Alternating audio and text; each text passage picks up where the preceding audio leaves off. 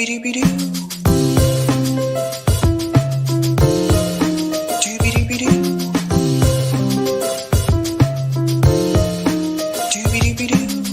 host, sabrinasalvati.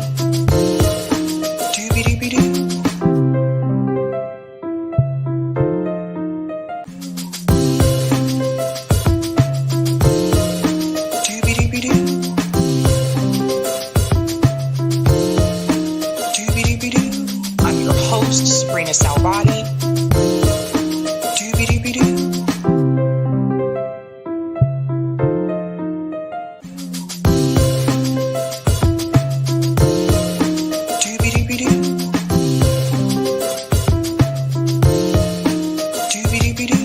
I'm your host, sabrinasalvati. All right. Happy Friday, guys. Welcome to Sabby Sabs podcast. I'm your host, Sabrina Salvati. My special guest tonight is Pasta, who is a co-host of the Convo Couch. What's going on, Pasta? Welcome back. Thank you so much for having me on Friday night. I'm looking forward to this conversation. All right. So, Cornel West or RFK Jr. I mean, I already know like where you stand in reference to this, but I think we can talk about like some of the pros and the cons between the two here. Who would you say is your candidate and why?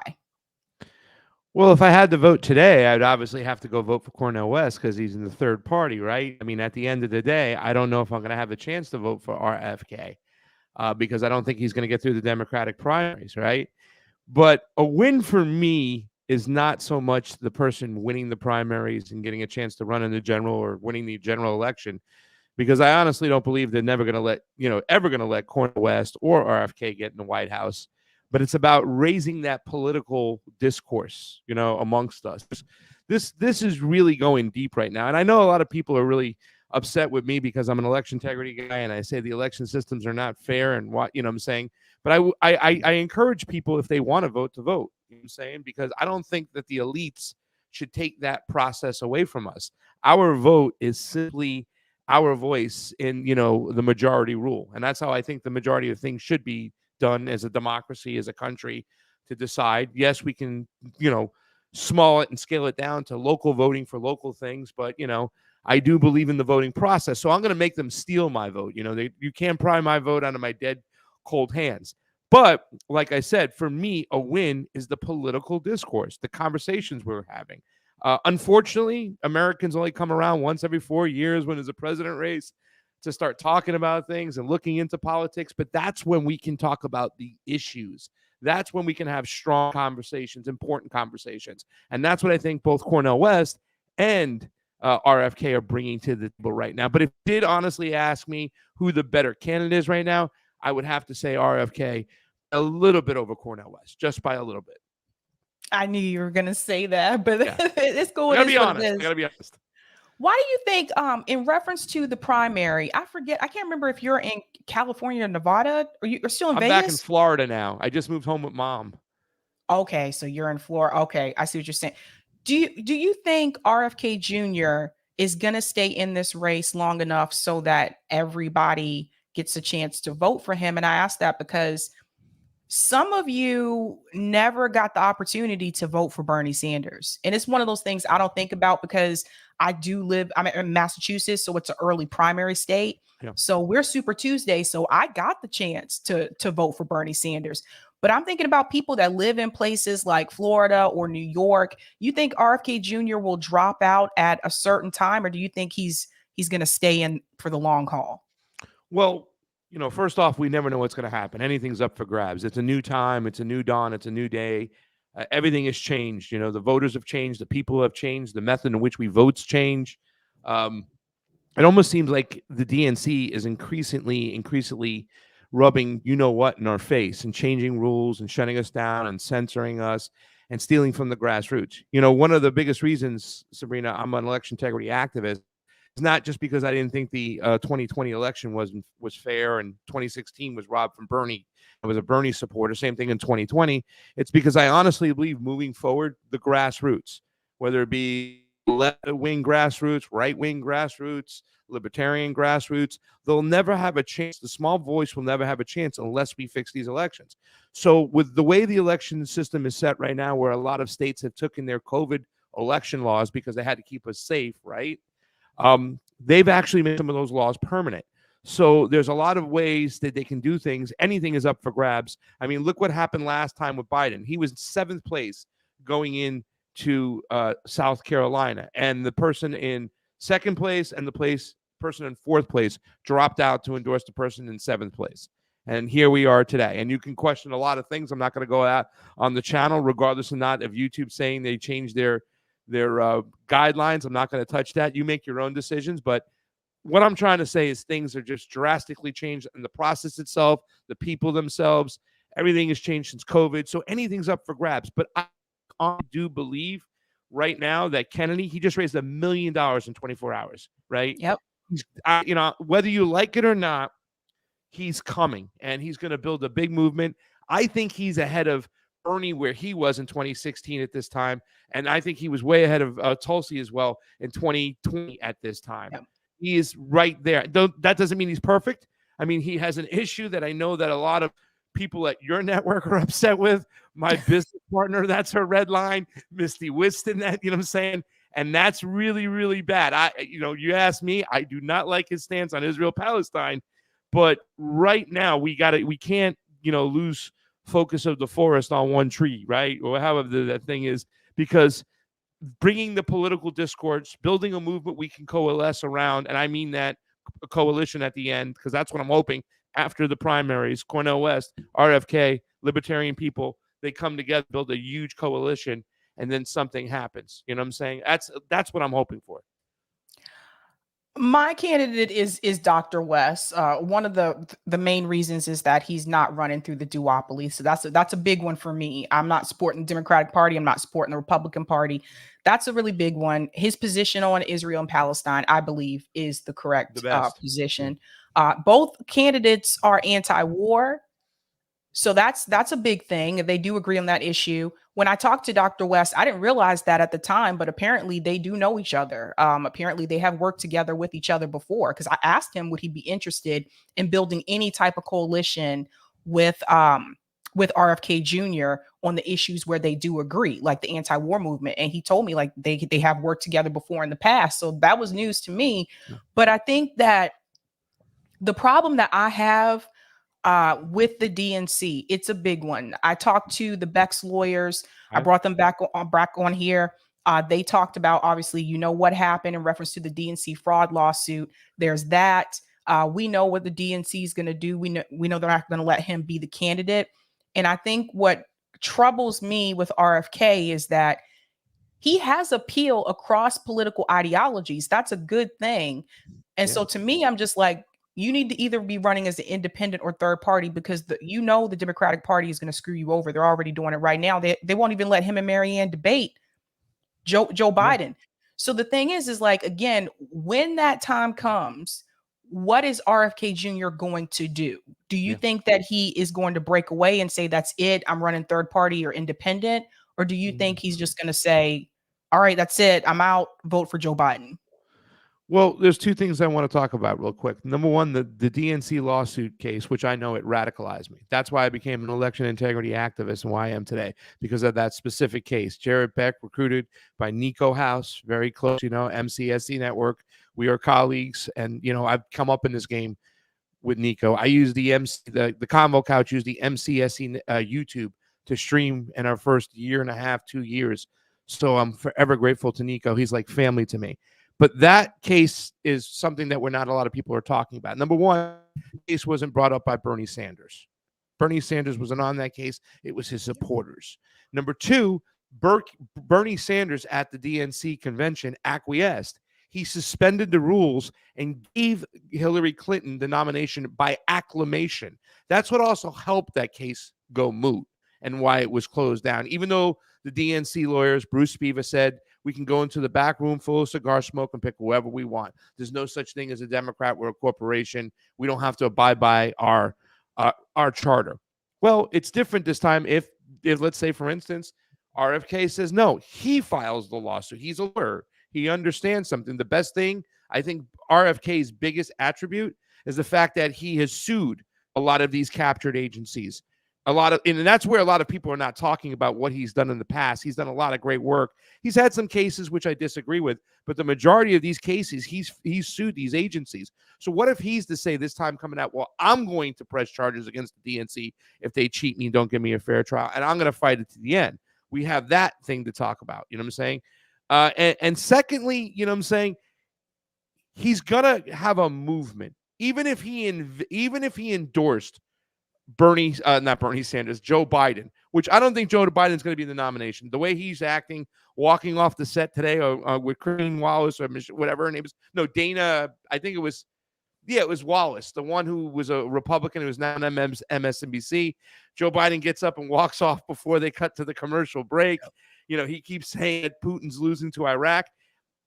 If RFK were to drop out and then endorse Joe Biden, it doesn't make a difference. 90% of his followers, and that's being good, you know, like being generous. 90% of his followers are going to go vote for Donald Trump. That's who their second choice is. So we don't have to worry about this being a sheep herding operation the way a lot of people are saying it is. You can be upset that he's keeping people in the duopoly. I was very upset at that at first, but do we want just Joe Biden running wild, doing whatever without anybody challenging him, without anybody nipping at his heels, without anybody within his own party that can continually call out his bad policy? We want that. And whether we like it or not, and I do very much support third parties, and that's why I said I have to vote for Cornel West today, a lot of people are stuck in that two-party duopoly. You know what I'm saying? And I know that is some kind of urgency that we need to get people out of that, but we still need to coalesce around issues. You know what I'm saying? Our foreign policy. And right now, I think RFK is the best at foreign policy. Other than Israel-Palestine. I was about to say. Other than Israel-Palestine. Yeah. Other than. I think that, you know, the money concern, this is a big one for me. So when we talk about building a movement, a grassroots movement, RFK Jr. has a super PAC. So that's a big red flag for me. He's taking corporate money. There are the tech bros in Silicon Valley that have gotten behind him financially. David Sachs announced this during an interview. There's a couple of others as well. And I have to ask, not big tech, though. Not big tech. Not big tech. We're talking like Bitcoiners and tech bros and others. So not the Googles and all the other people's, because they hate him and censor him all the time. So there is a difference between the two. Right. But David Sachs, for one, like he owned Callin, which is now owned by Rumble. He's now on the board at Rumble. He's a billionaire. And so again, like for me, what happened to no big money interest? And I think, what is he going to do for them? What is he going to do, you know, for the corporations, the people that are backing him? Why does he have a super PAC? Like he doesn't need it. Like he could do just a straight grassroots campaign like Bernie did. Bernie raised a lot of money. He had the most money when he ran in 2020 off of those small dollar donations. So for me, it's just, I don't understand why he is attaching himself to big money interests. I feel like that's a big no-no, especially for someone who says they want to bring the Democratic Party back to what it was. Well, back to what it was not attached to super PACs. Yeah.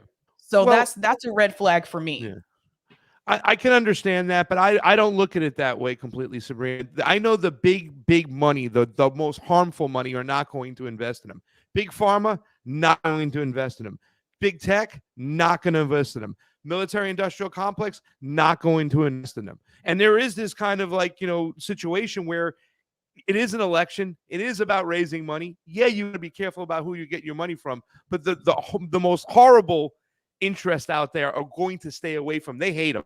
They hate him with a passion. You know, Big Pharma hates this guy. So, I mean, it is tough. And it's kind of this, you know, we've had as independent media journalists sometimes, right? We say, oh, we're not going to take corporate money, whatnot. But then we kind of shy away from kind of going out and getting other money that could be suspect, but on the board, but won't be influential. We understand it's a business. We want to run this as a business. You know what I'm saying? You know, there's big money around us. I'm sure we all know about it. But, you know, it's the specific money that we got to be careful about. And I think he stayed away from the big interest, the huge interest that are going to go invest in Biden and some in Trump. he's not going to get a lot of that money. So he's got to get what he can get. But yeah, be careful. I understand. But so far, I'm okay with where he's at. If Pfizer gives him money, I got a problem. If Northrop Grumman gives him money, I have a problem. But guess what? They're not giving him money. But still, when you take big money, there is a vested interest there. Like, people don't donate to you and not try to get something in return. So I think people need to start questioning that. Again, he does not have to take corporate money. He could do strictly grassroots and he'd still get that momentum, I think.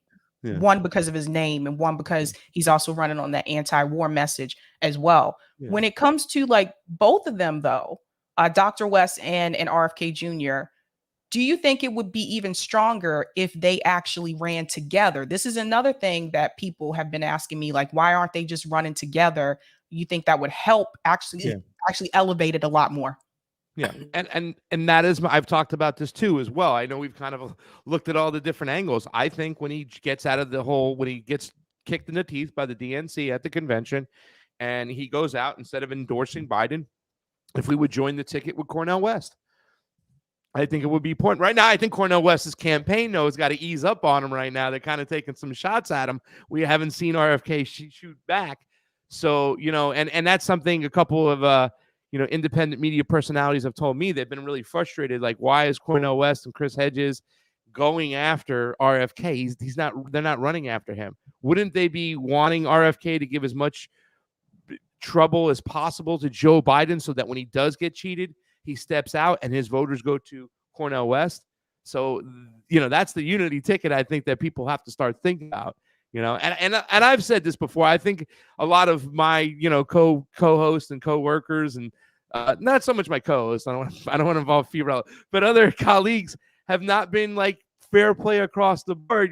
They've gone after RFK on his Israel-Palestine stance, but nobody's been consistent going after Cornel West, the fact that he is aloof to the COVID protocols and everything that happened. You know what I'm saying? When I saw you put up that tweet the other day about if anybody wants to question RFK and vaccines, look at this. I was like, yes, Sabrina, thank you so much. You know what I'm saying? Because it's important to the voters. The majority of the voters in America care way more about the COVID protocols, unfortunately, than they do in Israel-Palestine. It should be equal across the board, but they don't. And that's a shame. So we have to think strategically how to go out and get those people and those votes.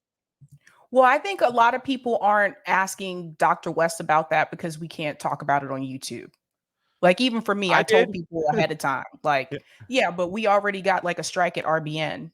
And like, we didn't even. I get that. And a lot, you can do it on Rumble, you can do it on Rockfin, you can switch over. And whether we're doing it or not, you did see my interview. I know I watched your interview with Dr. West was the first one I watched front to end, right? Like, I took notes, getting ready, the boys, Nick and CJ. Then I watched Kim's little thing. I did my research before I had Dr. West on. I watched all his interviews to see, okay, this is what they're asking him. You hit him with the DeSantis question, which I thought we really got to explain that, because I thought he was really good at explaining to his base.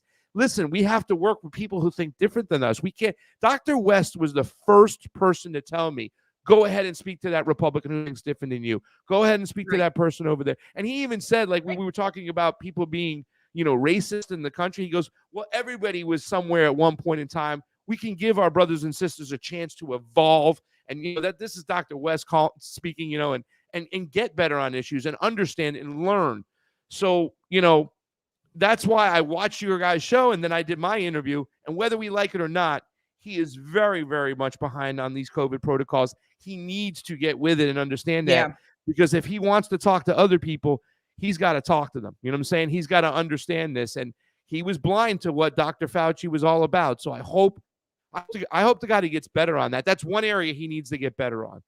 Yeah, I agree. I 100% agree with you in reference to that. I do agree with that. I think he has to work on that. Yeah. I think that a big part of the problem that I've seen so far, a lot of the interviews, people that have interviewed Dr. West are not asking him about policy.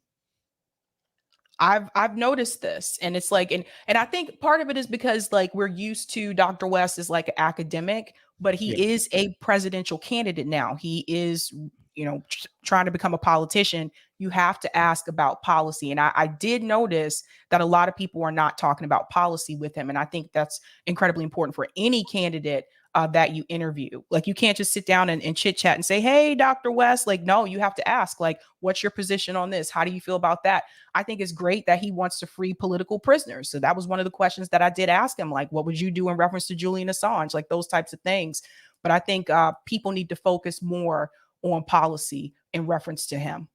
Yeah, I think both guys have to do that, right? I think that Dr. Cornel West has to be specific about what policies he's going to strike down right away. If there's he's going to go after the Patriot Act, or he's going to go after the AUMF, and the same thing with RFK. When he's in a situation, he goes, I don't want to talk about anybody personally, but when he was asked that question about Hunter Biden, he's like, I wish him the best. I was an addict. I hope he gets better. He should have pivoted right to, but the real shame is that his father signed the crime bill, and that puts how many addicts behind bars, and Hunter's gotten a better shot than anybody else, than all these other poor kids that Joe Biden has put in behind bars forever. So I do think they have to tie it to policies. Everything is so corrupt and messed up right now. They have a lot of opportunities to talk about policies they're going to strike down and go after. There's so many of them out there right now. So, I mean, you're right. They do have to do that. But I think people, it's still kind of like the feeling out kind of session to where they are kind of like ideology-wise and mentally and what they want to do. So I still think they're in that phase. And I think we as independent media are in that phase too as well. We're going to progress as it goes along and ask tougher, more important questions. But people didn't do that with Marianne, though. Yeah. You see what I mean? When people interviewed Marianne, they asked her specifically about policy. So I think it's I don't know. I don't know why this is happening, but it is something that I have noticed. How do you feel about in reference to like those government agencies? So I asked Dr. West about this too. CIA, FBI. I think RFK Jr. is really good on that. Dr. West said also clean out, clean up, like that kind of thing. But my thing is like, realistically, do you think that a president is going to be able to reform the CIA or the FBI?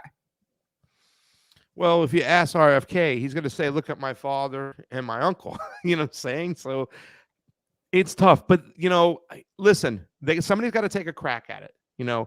Dr. West talks about COINTELPRO. He knows his stuff. He knows what's going on there. That's why I was a little surprised about the whole COVID situation, because we're talking around the same realm, same agencies working together when you understand what's going on. But Dr. West knows about it. And Dr. West said something great. One of the best lines he said, he goes, I am vowing to be the head of the empire, so therefore I can then start to dismantle it. So they understand what's going on right now. They understand how people are suffering around the world.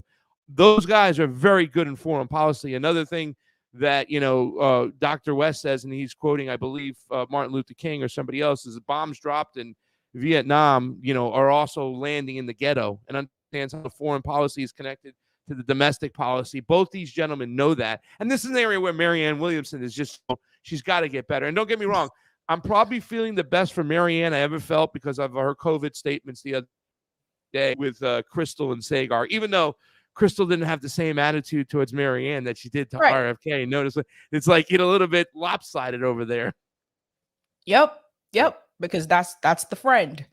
That's the friend. So of course it's going to be a little bit different. What do you think people are going to do? What do you think voters are going to do in the end? Do you see more people coming out to support like maybe RFK Jr. instead of Joe Biden, especially since now the Supreme Court just struck down the student debt cancellation. Yeah. So I think this is going to make a lot of people angry. People are livid right now, like on Twitter. Do you think more people are going to be willing to say, you know what? I'm not going to vote for the incumbent this time around. I'm going to go with RFK Jr. I do think that. I think that people will make choices to go to Dr. Cornel West too. And it's early in the game. Like, these guys got to get better in the areas where they're weak. I don't know if RFK is going to get better on Israel-Palestine. In fact, when I was having that conversation with Dr. West, I said, maybe we should ask RFK to go to the West Bank and see. Let's go take him there. You know what I'm saying? As I was saying to Dr. West, I'm like, I'm not going after you like this way to crucify you. I'm doing this in the hopes that you get better in the future. Really, I mean, I'm not trying to pat myself on the back, but I thought I handed him a lot of stuff on a silver platter of areas he can get better on, because I've done these Trump events before, speaking as election integrity activist. I've done that a lot. So I know that base and where they're at. I just did another event, which mostly a bunch of, populist right. So my hope is that he gets better at these things. And, I'd like to see some sign of it. And I don't know. I think Dr. West also has to get a couple better people around him. You know what I'm saying? And RFK is trying to figure out stuff too as well. RFK needs to stop flip-flopping and taking down tweets. It makes him look as indecisive as hell. And now he's created a problem with his libertarian base by saying that he would sign an assault weapons ban. And the big problem is he said the opposite at PorcFest, supposedly. I haven't seen the video, but Scott Horton, who repeated it, is somebody I trust in the Libertarian Party. So he's got to stop doing that stuff, because it's going to really hurt these guys in the end. These guys got to get better. I think that also, too, the first question I asked Dr. West, I haven't seen him show me an example of it yet. How are you going to talk differently to people that differently? How are you going to talk to these Trumpers? If you're calling him a neo-fascist, those people don't want to speak to you at all. If you don't know the COVID protocols, they don't want to speak to you at all, because that's one of their most important issues. So you got to get better. And, these guys have areas of opportunity. And I really do. I'm rooting for both of them to build the movement, RFK get kicked in the teeth, and then somehow come together. I mean, I know it's a long shot, and people are telling me I'm great. People are telling me I'm hitting the pipe for that one, but I don't care. I can dream, because I believe that's a movement that can really work. It can really get all I want to do right now first is scare the bejesus out of the elites. And that type of coalition in the streets, I've always seen it kind of get close, but we haven't had that coalition. And that coalition is going to be big, because RFK right now is proving he can pull a lot of conservative people. But here's another problem I think that he's going to run into. In some states, in order to vote in the Democrat primary, you have to be registered as a Democrat. So if RFK Jr. has more conservative support, or there are people who are conservatives that really like him and say that they want to vote for him, if they live in one of those states where you have to be registered as a Democrat, do you think that they're going to change their voter registration so that they can vote for him? Absolutely. We have an idolization problem over here. People think about the candidate before the party. They really do. They could be a lifelong Republican, and people were lifelong Democrats and switched to Donald Trump because they thought he was the best candidate and they liked him. Same thing's going to happen here.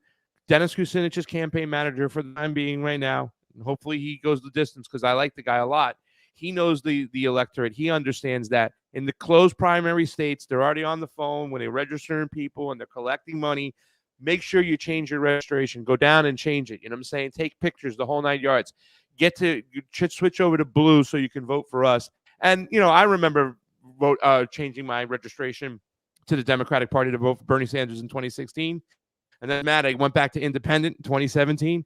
In 2020, I changed to, Democrat vote for Tulsi Gabbard in the primary. So people will do that. I do believe that. So I think that's no problem. For me, the scary part is the sore loser laws, saying that if you run for a Democrat in the state, they won't let you run in a primary, and you won't let you run for independent in the general.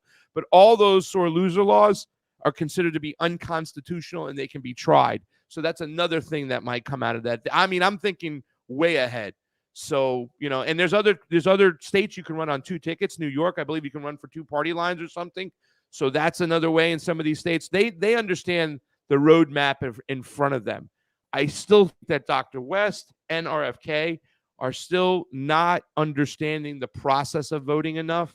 And that's something they have to understand. They're starting to look into that, but they got to understand where they can be cheated and where a lot of votes can come in from. People talk about Nina Turner losing, but nobody's ever done the math. My guys have done math in Ohio, and it doesn't look good. It's basically a mail-in ballot primary, and that is spelling disaster because Yeah, and the other thing too, I think people need to keep in mind is that when people were saying like, why didn't Nina Turner run as like an independent or something like that? Why didn't she switch to like independent, something like that? I think Ohio also is one of those states that has like that sore loser law that you just can't do that. So that is a problem within itself. I know people that are Republican, and I actually don't see them changing their voter registration to vote for RFK Jr. For some people, it's all about the party. So regardless who the candidate is, they're going to support their party. Yeah. And that's what I've seen that from a lot of people, Democrats and Republicans. Like some of the people that don't like Joe Biden right now, that are diehard Democrats, they're still going to support Joe Biden just because they're diehard Democrats. So they support whoever the nominee is. Where do you think Trump fits into this equation? Donald Trump gave RFK Jr., some praise there. Yeah. Yeah. And what did RFK say the other day? I'm glad he likes me. I disagree with him in policy, but I'm happy that he likes me. He's just winking to Donald Trump's supporters that want to vote for him. You know what I'm saying? That's why he didn't go and attack Trump. RFK is taking votes away from Donald Trump right now. Cornel West is taking votes away from Joe Biden, right? We don't know how many people are going to be willing to switch over and people aren't going to be willing to not switch over. But we see in the end, you know what I'm saying? We just have to wait and see. But I think there's going to be a lot of new registered voters in which is going to help RFK get over the top in a lot of these states. There's always, every 4 years, you get new registered voters. And, Donald Trump is just crazy. He says the stupidest stuff sometimes. I'm not going to let Marxist or socialist or communist come in this country. And then he said, God hating. Well, yeah, I'm going to Nicaragua in 3 weeks, and I'm going to go party with the Sandinistas and the revolution. They're all Christians, right? Hardcore. And they're a socialist country. So I don't think he knows what the hell's going on south of the border, right? So he's just nuts. And I went to a Kerry Lake event with my mom in West Palm Beach. There's no young people there. I think the youngest one in the room is like 1,000 people. So there's an area of opportunity for both West and RFK votes right there. Yeah, that's a big thing I noticed too. With the exception of the Bernie Sanders campaign, a lot of these events you don't see many young people. No, it's like that when I go to the city council. Like if you go to those city council events too, I'll be like the youngest person like in the room. It's really interesting. I would say right now Donald Trump is beating Joe Biden in the polls. So I'm not sure. I'm not sure that RFK Jr. is pulling support away from Donald Trump. He is, but Donald Trump is still the biggest base out there. They keep on victimizing him, and you know what I'm saying, making him look like the victim. So people are going out there and voting for him. But trust me on this one. I know a lot of the RFs. They're conservative, most of them. A lot of them right now. They're from the medical freedom movement, and he's over $1 million in 24 hours. So those are Trump votes. He's out there. But the same thing with West. Those are potential, and they're not Biden because I love Joe Biden votes. They're Biden's votes because they want to stop Donald Trump. But if they give the option to West, he's going to peel away some people, especially, the last Green Party candidate, not people are excited about. I think you have one of the top 3 Green Party candidates right now in my time. You put him up there with Cynthia McKinney, who unfortunately a lot of people didn't know, like a Cornel West. Cornel West has got more of a bigger name and stuff. And then Ralph Nader. This is the guy right now. And I know a lot of people that are just jumping right on that Cornel West bandwagon because they're excited. They know who he is. They know what he's about, and they're ready to rock and roll. And I think he's going to coalesce the Green Party and get everybody in line. But I don't know why he wasn't raising money the other day the way, for the last quarter. So those things concern me. I haven't looked into lately. Well, they Green Party friend. Is the registration and the FEC stuff, or is it in line yet, or are they still? The FEC stuff is fine. Someone told me that he was the FEC stuff didn't say Green Party, and I corrected them about that on Twitter, and I showed them the screenshot. No, it says Green Party. That's all fixed. Okay. But I think they may not be able to raise any money until that transition is complete, because like under People's Party, you might've been under like one bank and now you've switched to Green Party. So you got to do all that. There's those kind of things. Frank just said, thanks for the super chat, Franklin. RFK will be out of the race by next week. He just raised $1 million, Franklin. 24 hours. 24 hours. He's hoping to he's always hoping to report 5 mil. You know what I'm saying? Yeah, I don't think that's going to happen. Now that may happen to someone like Marianne. I thought she'd be out of the race by now. Whose tweet that told me he raised $1 million in 24 hours was Peter Dow. I was like, oh, Peter Dow, what are you looking for a job now, buddy? The ex-campaign manager for Marianne Williamson mentioning RFK. I was like, that's cool. But listen, me personally, I loved hearing Marianne speak. on the COVID protocols and stuff. But the other things, she's just like, the other areas, her foreign policy is so bad. She can't, Mhm. you know, she was trying to state that Biden's different than Donald Trump's and is better. I mean, she's just, I don't know, you know. Yeah, it's just Franklin don't want to quit. How much did Bernie raise? Well, you're talking about over the entire campaign period. We're just telling you he just raised $1 million in 24 Yeah. hours. Yeah. Like that's huge. That's significant. And We're even 18 polling months out, wise, I right? don't. Yeah, How many even months polling out? wise, huh? How many months out from the election? July, August, September, October, November. So 17 months out, and he's raising that kind of money already when people aren't even engaged. Right. Yeah. Right. This is a big thing that people need to pay attention to. And polling wise, I don't think Bernie was at where RFK Jr. is at the same time. I Like mean, that's he caught fire quickly. I don't remember exactly what I'm saying. And Bernie Sanders had a lot. Well, it's interesting because in the first 2016 run, Bernie showed, you know, appeal across the board a little bit more because he was more involved in the economics and the labor issue. Then when he went a little bit more to the culture wars in 2020, he was just getting the left. The right was done with him, and they were cool with Donald Trump. It's a different story right now. So, you know. yeah. I mean, do you think that in reference to like Cornel West and RFK Jr., do you think that anyone else is going to emerge in this race? I'm curious because there's been talks of this group called No Labels, possibly like running like Joe Manchin. This is ridiculous. Joe Manchin or pairing Mitt Romney with like Liz Cheney or something like that. All kind of just mainly status quo centrist people. Yeah. I mean, those aren't even centrist people there. Those are more conservatives in my mind. No, I heard about No Labels. I heard about the whole thing. Now, listen, right now, the only candidate that can come out of in a populist mindset and really get a lot of people's attention is the Libertarian Party. Right now, it's their move. It's the next move, right? It depends on who they choose. Like I said, Dave Smith is rumored to be one of the top 3 people that the Mises Caucus, who's in control of the Libertarian Party right now, first time ever, is going to. What's up, Kit? Is going to it said on my show the other day that Cornel West is a better candidate than RFK, and he had RFK on for a show and had a great show, and he said that Cornel West was a better candidate than RFK because of the Israel-Palestine issue. What is that telling you about the Libertarian Party where they're at now? Right? Remember when I was on your show a long time ago, I'm like, take a look at the Libertarian Party. Most of the people are like, all right, you crazy. No, it's a leftist Libertarian Party. Yeah, they're still capitalists, which I know a lot of people at RBM wouldn't be crazy about, you know. But when it comes to foreign policy, when it comes to law reform, you know what I'm saying, criminal justice reform, the libertarians are the only people I know that hate the cops more than the leftists, than the progressives. And they're really smart about it. Their reforms are all about, you know, personal rights. So they know how to get the right reforms, you know what I'm saying? And they are great on foreign policy. So if that's happening, think about what candidate's going to come out of the Libertarian Party this time. It's not going to be a Gary Johnson or a Joe Jorgensen. It's going to be a populist name, and they're floating names out there, and they have a great chair. And the chair knows they're going to be losing ground if they keep waiting.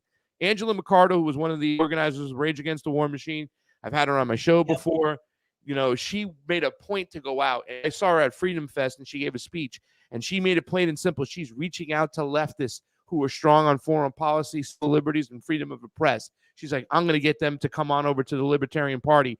And I think they've gotten themselves in good position. Now, they got their own BS as a party thing, but they're going to have hopefully a strong can come out soon. And I really think it's going to be great when we see these 3 candidates, you know. And if RFK is not going to get a debate, let's set up a debate with Cornel West, RFK, and that Libertarian candidate. If Marianne's still in the race and she wants to jump in, let her.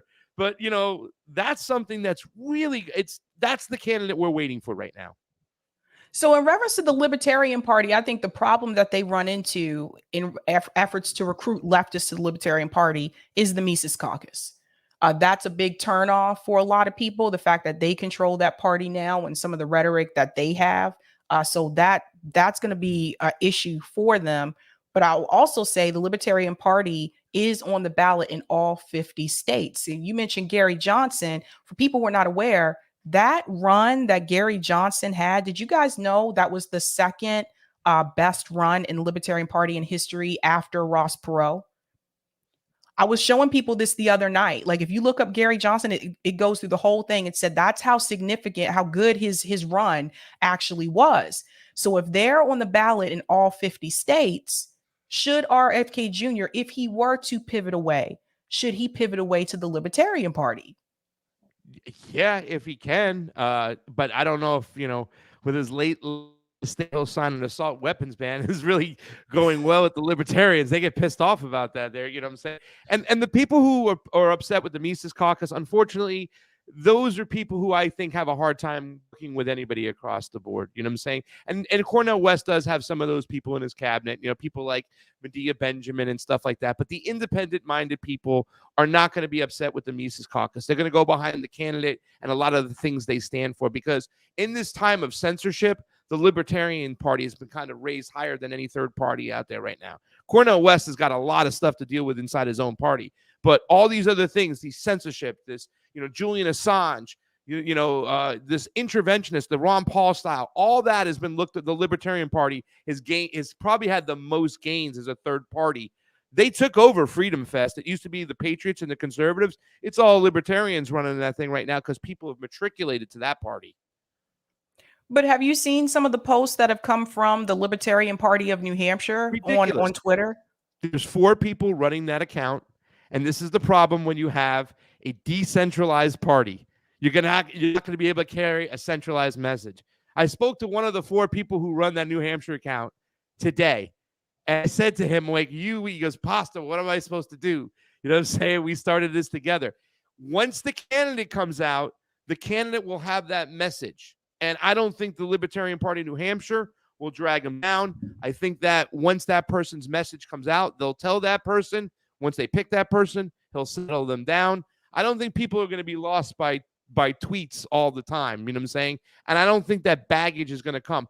Yeah, there'll be some people who won't go with them and they don't like that New Hampshire Libertarian, Twitter. But a lot of people do like it. It's got a lot of followers, So they're going to have to take the good with the bad. That is for a decentralized party, is carrying a centralized message and getting people on the same page. Yeah, because they had a tweet recently where they were smearing MLK. Like, they've had some racist tweets come from that account as well. And I'm just like, nah, bro. Yeah. There's going to be people going to be turned off. They said that the Martin Luther King or poor people were poor because of socialism. Something stupid today. Because I called one of the guys. I'm like, what is that dude doing, man? But they're 4 people. They have access to that account, and it's. Trust me, the leaders in the Libertarian Party themselves right now, and I'm Angela, she's shaking her head in that issue. But I don't think it's going to cost them that much in the long run when it comes to the populace. I think we'll get past that. I do think. I could be wrong. Who knows what else they tweet recently, but we'll see. Because, maybe just 4 people will end up locking it up, and they'll start another Twitter instead or something, or they'll come to some conclusion where this person can run it. They're going to have to go look into laws to see what they can do, who's going to have control of that stuff. But once they get their candidate, they'll have a centralized message, Angela, Clint Russell, David Smith, these people are not racist. Scott Horton, these are great people that are really at the top of Mises Caucus. It's a new Mises Caucus. So they're going to have some cleaning up themselves. But, you have a bunch of people in the Green Party and the steering committee that were all for pro-mandates. Is Dr. West going to be able to get past with that? That's a huge thing with a lot of people, the pro-mandates. People from the Black Caucus went crazy.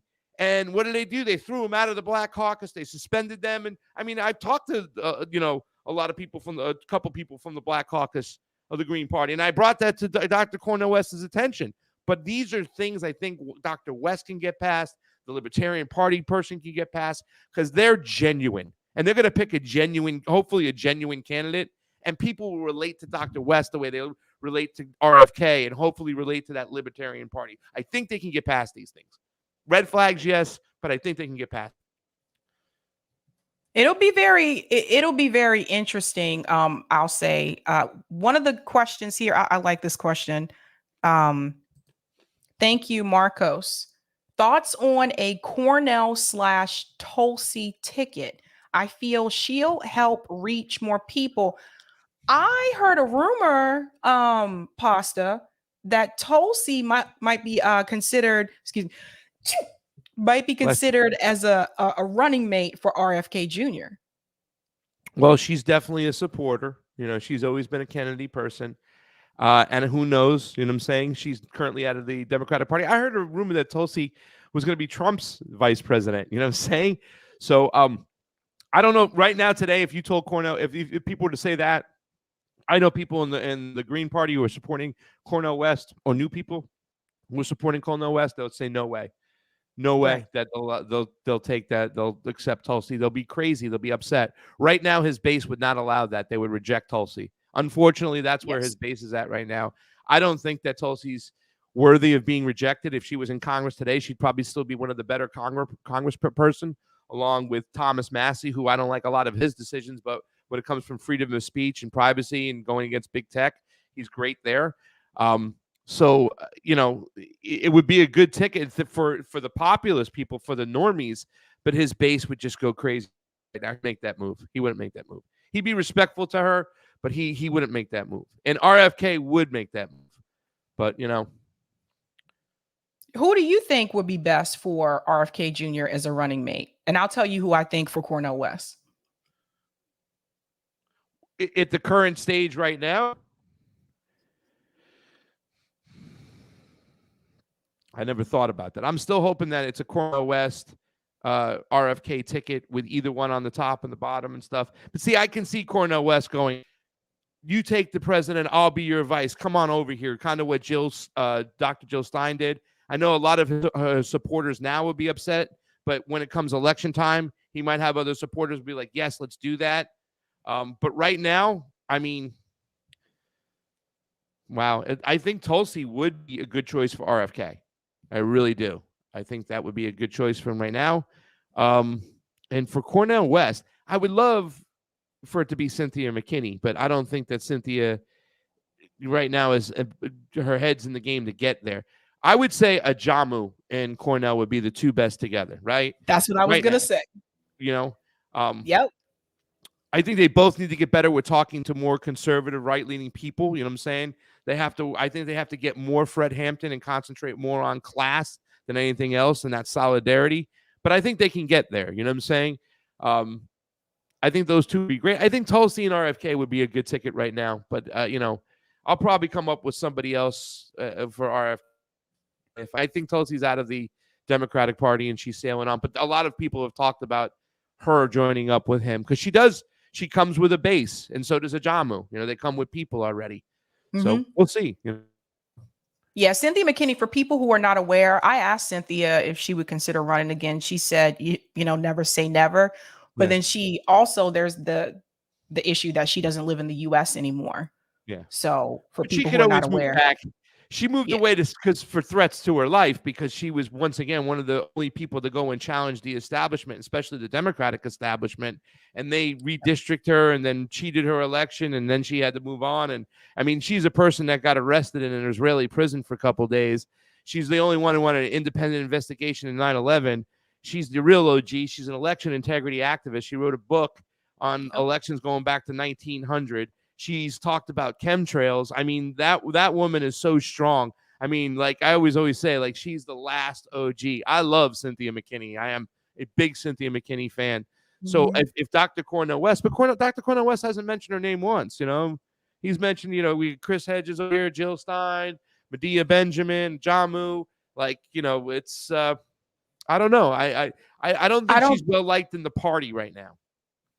I don't think so. I don't think Chris Hedges wants to be on a ticket as a running mate or anything. I think Chris Hedges. I tried to ask him the same. Yeah, but he's got to work. He says, I don't want to work for Cornel West. He's gonna work for Cornel West, but Chris Hedges got to also watch with his kind of conversation. He can be really divisive sometimes when he says those things. I mean, I know what he's saying, but that's how the whites do it. You're just eliminating yourself from going to get any type of conservative leaning people over there, or any people who are independent, right leaning, whatnot, especially middle America. Unfortunately, they're just very, very tired about what's going on. I know what he was saying. I'm a leftist, but it's not going to help Dr. Cornel West if he has people like that saying stuff, which he did on Brianna Greyjoy's show.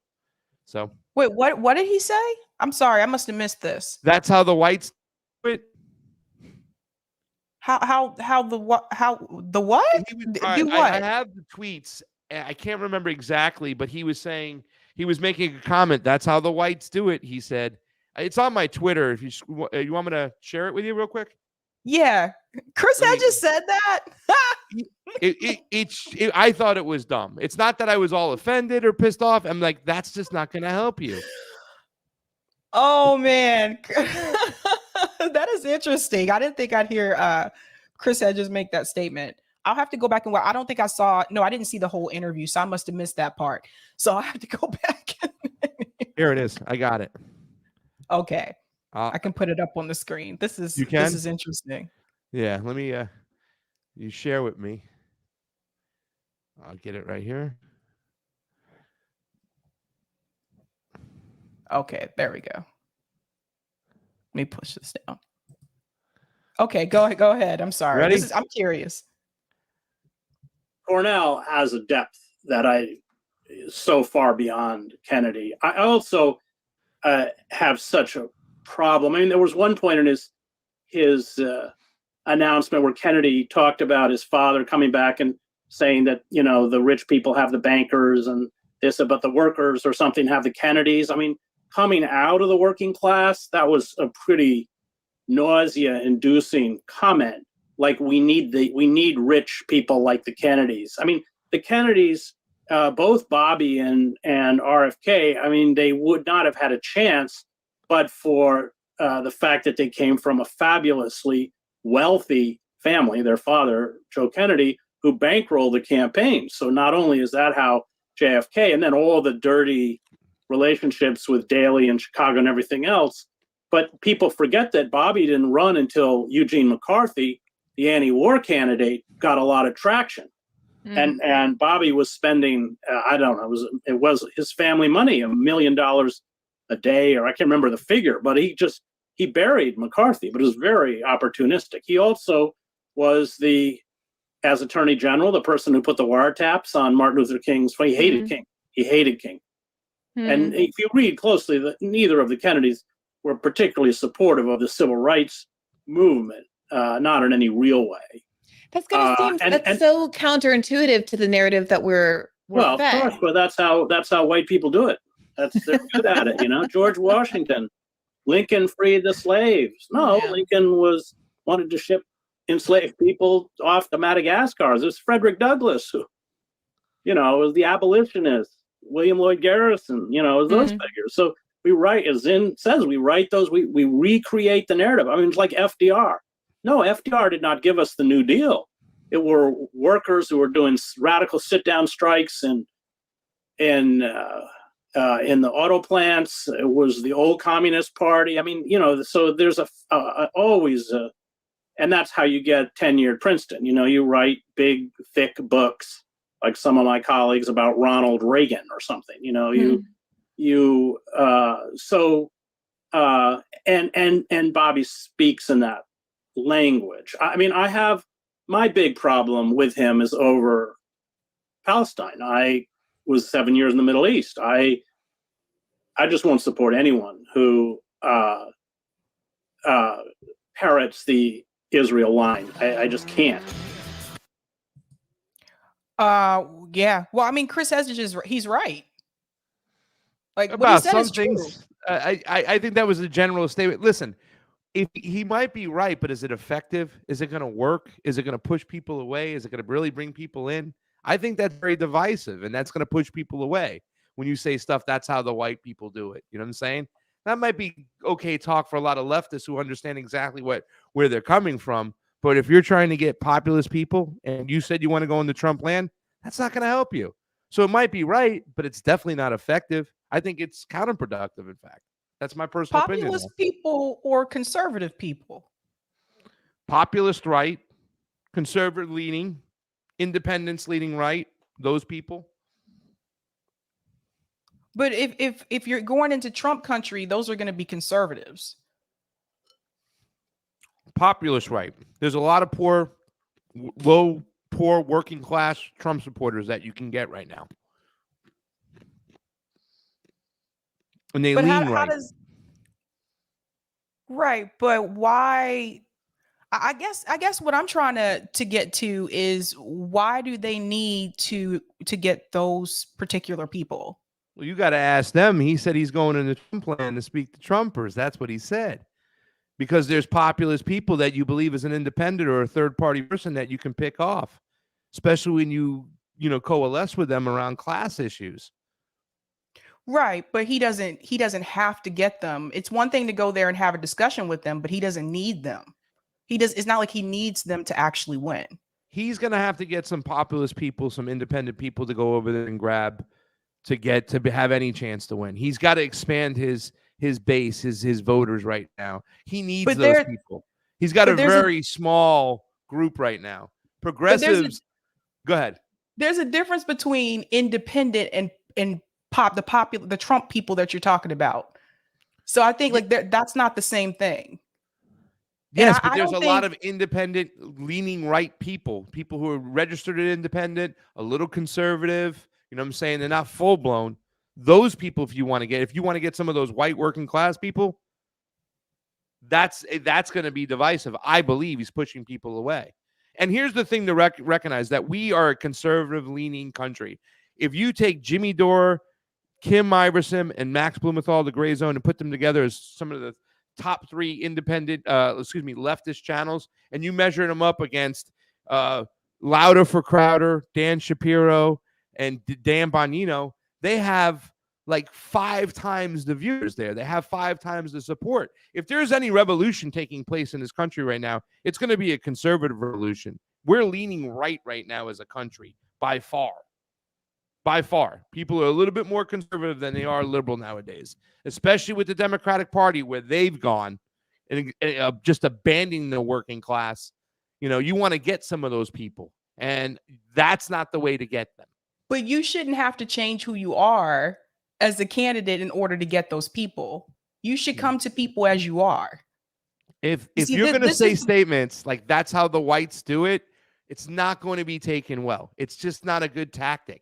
Haven't we tried this before? You know what I'm saying? Why is it not going to win over well? Is it not a good tactic because the criticism is about white people? Yeah, you're generalizing white people. You know what I'm saying? That's how the white people do it. It's kind of virtue signaling too, as well. And listen, this is the problem, is over the last 6 years, they've browbeaten white people with the privilege term, especially the Democratic Party using that term. And they've pushed a lot of people away because there's a lot of poor white people that are like, look, I can't pay my rent. I don't have any money in the bank. I can't send my kids to college. I can barely keep a roof over my head. How the hell am I privileged?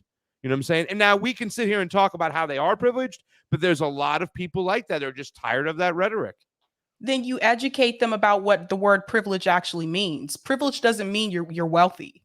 Privilege doesn't have a monetary thing. See, I think this is a part of the problem. I don't think people should have to change who they are in order to appeal to a different group of people. Mm-hmm. So the morals and the ideas that Cornel West and Chris Hedges have, they should not change who they are. They should not have to try to be like, RFK or Tulsi or something like that in order to engage with those people. And someone who actually has done this for a long time is Marianne. I will give her credit to that. She's talked to the Trump voters in New Hampshire about reparations. She doesn't say to herself, I'm going into Trump country. I'm not going to talk about the reparations issue because that's going to offend some people. You go to people as you are.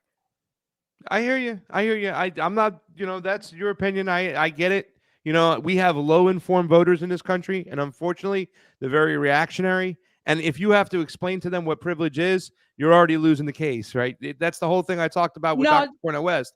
You're talking about neo-fascism. If you have to go explain what neo-fascist is, it's going to really lose its kind of, No, Pasta, because candidates always have to explain things to the voters. They have to explain their policies. They have to explain their campaign, their platform. You always have to explain things. If people don't understand something, then that is our job as commentators and their job as politicians to educate them. Yeah. I'm going to say this much. In a campaign, generalizations are bad. All generalizations are bad. But black Plain and people are simple. generalized all the time. There's It's generalizations bad. about It's us bad all when the anybody time. does it. You know what I'm saying? But it's a part of the norm, and it's a part of that campaign culture. You see what I mean? No, I don't think that statement was good by Chris Hedges. I think it pushes more people away than it brings people in. It's just my personal opinion. But pushes what people away? Working class white people or white Right. people? So it's still, the issue is that it's white people. Yeah. If it was pushed, so let's talk about this for But a second. Because if you're trying to win a general election, most of the voters are white in this country. Oh, so the black issues get pushed to the bottom because of that? Because No, I didn't let's keep say it that. real for no, but I'm just saying, let's keep it real for a second. Because the Okay. thing is this: when it comes to the rhetoric, it seems to be okay in reference to these campaigns for the black issues to either be absent, to not have a black agenda, or to push black issues to the bottom of the list. That seems to be acceptable by the masses in reference to campaign strategy and how to talk to people. Yeah. But now that it seems like he's singling out white people, now it's a problem. Oh, so it's tick for tack? Is that what you're saying that needs to happen? What That it's I'm okay? saying, I'm not no, saying it's what I'm right or wrong, saying- Sabrina. it's not effective. You know what I'm saying? That's all I'm saying. It's just not effective. You know, but where was the and I it's think not that effective? more. Go ahead. I'm sorry. But where was the it's not effective in reference to when someone like Bernie Sanders was running and he didn't have a black agenda and he didn't agree with reparations? Where was that statement then? You see what I'm saying? Everybody got on board and was like, that's okay. He don't have reparations, but he has his universal policies. So we all just gonna get on. You got to get behind Bernie. We just get on board with that, even though there's no black agenda, there's none of that stuff. So why is it okay when it's reversed? You see what I'm saying? I'm not saying it's okay. I'm just saying it's not effective. That's what I'm saying. And what I'm saying is that I think a lot of people. But when it comes to this populist movement, it seems like to me, and we talk about effective, it's okay if the ineffectivity is related to black people, but it's not okay when it's related to white people. That's been accepted by a lot of people.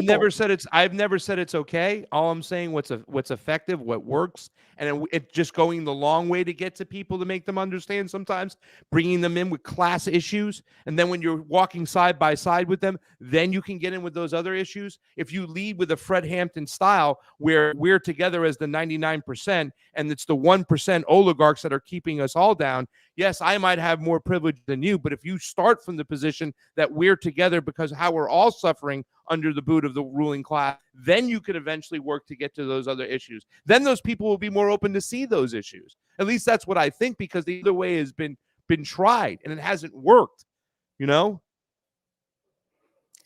At least it's the most effective way to get things to work. You know what I'm saying? Is to say, it's Fred Hampton. It's Fred Hampton all together going into these areas. This is where we are together. This is how we are both being oppressed. This is how we join together. And then you'll see these groups opening up to more issues to understand what's going on in the black community. But if you kind of start the other way around, they might not be wanting to walk in the door so quickly. I understand where you're coming from with that. That's all I understand where you're coming saying. from. Yeah, because for a second I was kind of like, wait a minute now.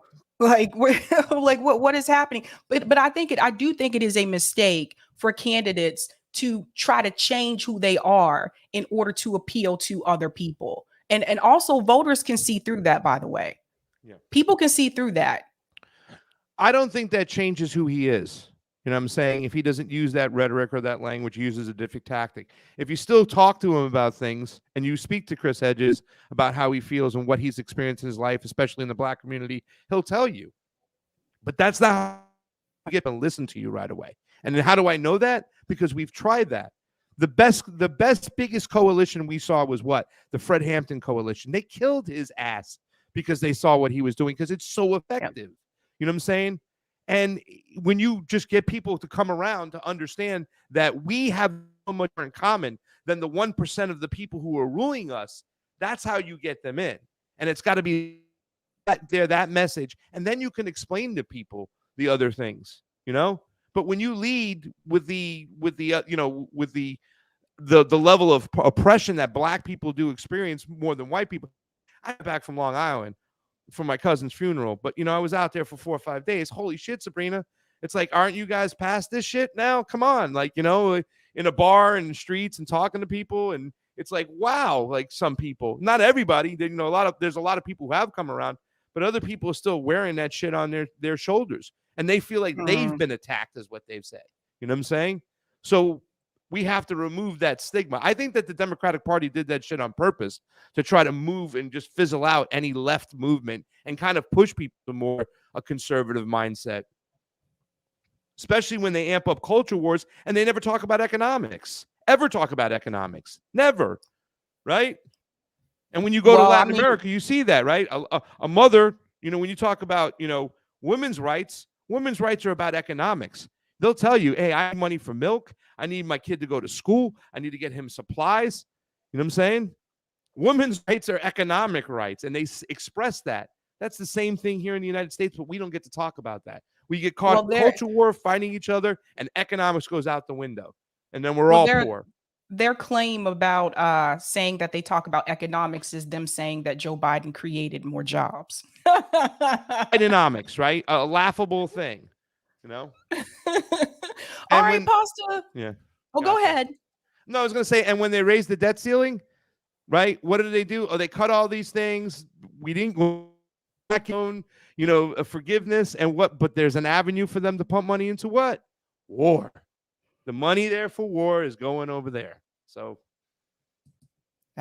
you're right about that. All right, Pasta. Thanks so much for hanging out. But before you go, where can people find you? Well, I do. You can always go to @YoPasta on my Twitter. We have the Convo Couch. We have a Rockfin, Rumble, and a YouTube. So we got that going on. So those are the kind of platforms I'm at. And right now, if you want to see me get out there, and I started a fundraiser 2 days ago, and it's givesendgo.com/RFK media. And I plan to get out in the campaign trail to follow RFK, but RFK is going to have some days off. And, Dr. Cornel West has given me the invitation. I said, if I show up at a rally, he goes, come on in. We'll make sure we get you there. So have access to Dr. Cornel West. And if there's another day off and Vivek Ramaswamy is around the corner, I'm going to go speak to him. If Tim Scott's over there, I'm going to speak to him. I'm going to be starting another YouTube page, a campaign for the campaigns. And I'm going to just try to get out there on the streets and try to get into these different states and these different events. Yes, I'm going to focus following RFK, but I'm going to reach out to everybody else and try to cover their campaigns as well. So that's in store for me moving forward. In a couple of weeks, I go to Nicaragua. And when I come back from Nicaragua, hanging with the Sandinistas, oh, that's going to be so much fun. I'm going to start just hitting the campaign trail and get out there. And Sabrina, if you want to use me as a correspondent, because I'm going to be streaming ready on the ground, you let me know, and I'll come on your show wherever I'm at, ask questions, talk people, cover these campaigns. Unfortunately, for those people who believe there's another way outside of electoral politics, Americans seem to only come around the normies, right? Every 4 years. So we got to get them where they're at. That's the field we're dealt with, and I will fight on that field as best I can to make this world and this place a better place. All right. Thanks so much, Pasta. You got it. Thank you for having me on, Sabrina. All righty. All right. What's up, guys? I'm going to go to some of the chats here, and then we will go to the thumbnail and we'll dive into the other stories. Shout out to Morgan Spector for becoming a Sabby member. Give her a big whoop, whoop, whoop, whoop. Thank you for the super chat, Franklin. Trump is the only serious anti-war candidate. I don't think that Trump is anti-war. I don't think Trump is telling you what he knows people want to hear right now. I don't think he's anti-war. Thank you for the super chat, social emotional learning. Pasta do a lot of RFK cheerleading. Thank you, Franklin. And it will all go to Biden once he endorses him. Are you talking about Act Blue? Thank you for this as well. I love Sabby and Pasta, not trolling, just honest. That's good to know. Roger, thank you for this. Hey, Pasta, where's RFK on reparations? I haven't seen an interview yet where anyone has asked him about that. If I actually get the opportunity to interview him, I am going to ask him about that. I'm curious. Thank you for this as well. Social emotional learning. I see you, Sabby. Keep it real, girl. Thank you, Franklin. Chris Hedges is historically wrong. Watch the speech RFK gave when he is told in real time that MLK was shot. He was already speaking to an all-Black audience. He is just wrong. You want to challenge Chris Hedges on that? You want to challenge him on him, you know? Thank you for the super chat, Meteor Dreams. Pasta, we can't hurt Whitey's feelings. What a clown. Damn. Pasta's not a clown. We just disagree on some things. Thank you for the super chat. Social, you are my hero. I'm officially becoming a Sabinator. Oh, thank you. And thank you, M. Smith. Let's not make the basket full of deplorables mistake. And thank you, American Autopsy. Lineage-based restorative justice is economics for Black Americans, is other ethnic don't like that because they've been fed anti-Black drivel. Thank you so much for that. Okie doke. Quick shout out to everyone who is a Sabby patron. Thank you so much for your support. I really do appreciate it. If you're interested in being a Sabby patron, I have 5 categories: Ultimate, Sabinators, Sabsters, don't forget about those Sabbies, and of course, members. All of their names are listed here. You can also see their names scrolling across the bottom of the screen. And I want to give a shout out to new Sabby patrons. Let's give it up for Leslie Stinta and Frank Rigard. I think Frank's name is spelled wrong. I have to go back and check.